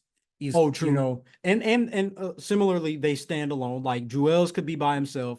Cameron could definitely be by himself. Jim Jones has been by himself. Okay, so this is my thing, Vaughn. I wonder if this is going to change your answer. Okay, and our sister can say what she want to say, but my thing is, I was gonna go. I think I might have pushed G Unit too, but I think G Unit got. I'm on fire. Yeah, true. Yeah, they got joints. They do. And Lloyd Banks is crazy with the punchlines. But I think it's kind of what you were saying earlier about like Cole and Kendrick. Like I feel like again, which is kind of biased because of like radio play. You can't, it's not like we can control radio play. Dipset and Nelly was in the St. Lunatics was gonna get that radio play a little bit more over G Unit. So that's likely, why sometimes I'm like quick to push G Unit. But then again, like you said, G Unit, they had the clothes and everything. Like I said, Fitty, Lloyd Banks, like all them dudes, like they was dope. So I don't even want to like push them. And part of me won't even say Dipset because I still got that sour taste in my mouth watching them lose to Jadakiss and the Locks. So like, like I'm like, y'all couldn't stand a chance when y'all perform.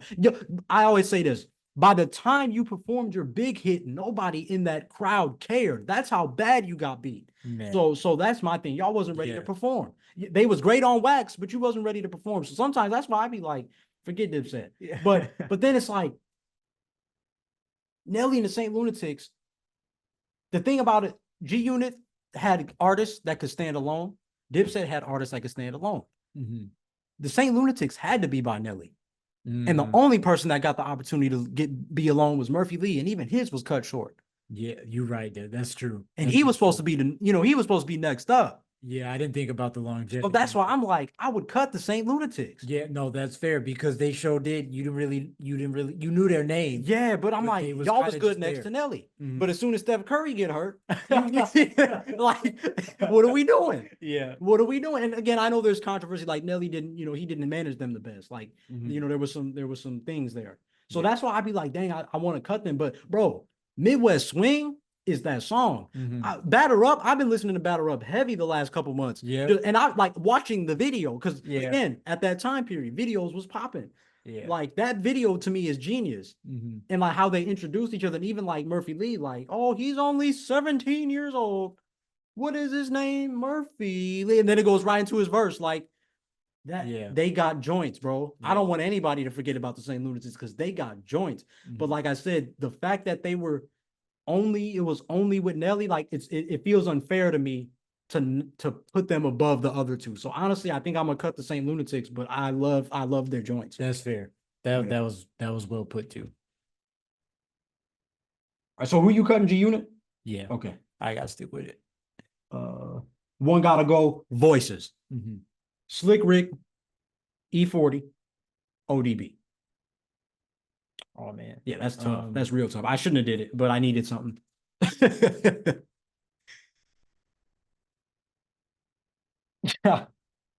See, okay, so E40 is safe because what I just thought. And that's because I thought of a meme, like something I seen on Twitter where like and people will like say something and then they'll be like, oh, I need E40 to say this. Oh, Like you know what I mean? oh, I see. It's Global like, impact. yeah, Global for real. impact. Okay. So E40 is safe. Okay. And then man, so I think it is so tough.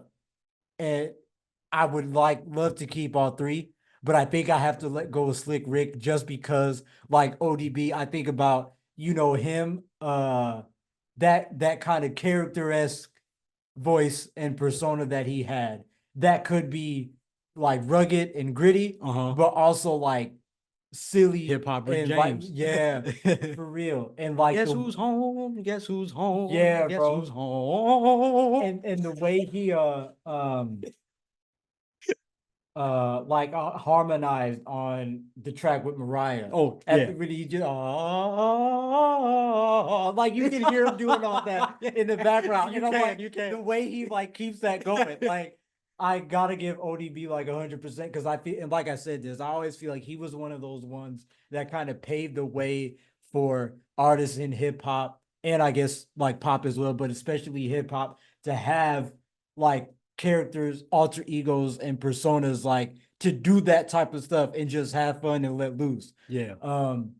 But yeah, I let Slick Rick go just because of I think again another iconic voice, but just the way and there's no like other iconic voices without Slick Rick, you know, Very because true. his was Very so good unique. point. Good point. But yeah, I just think it's hard for me to leave out E40 and ODB because of the impact that they have. Like, And I'm even thinking, and to your point, it's literally like I'm thinking of E40 like just how he does it in my head right now. Like Yeah. imagine if I did the podcast like E40. you talked right, exactly. I was just about through to my say, podcast, through my esophagus. Spitting game like a philosophy. Afterwards, get my fiber like Metamucil.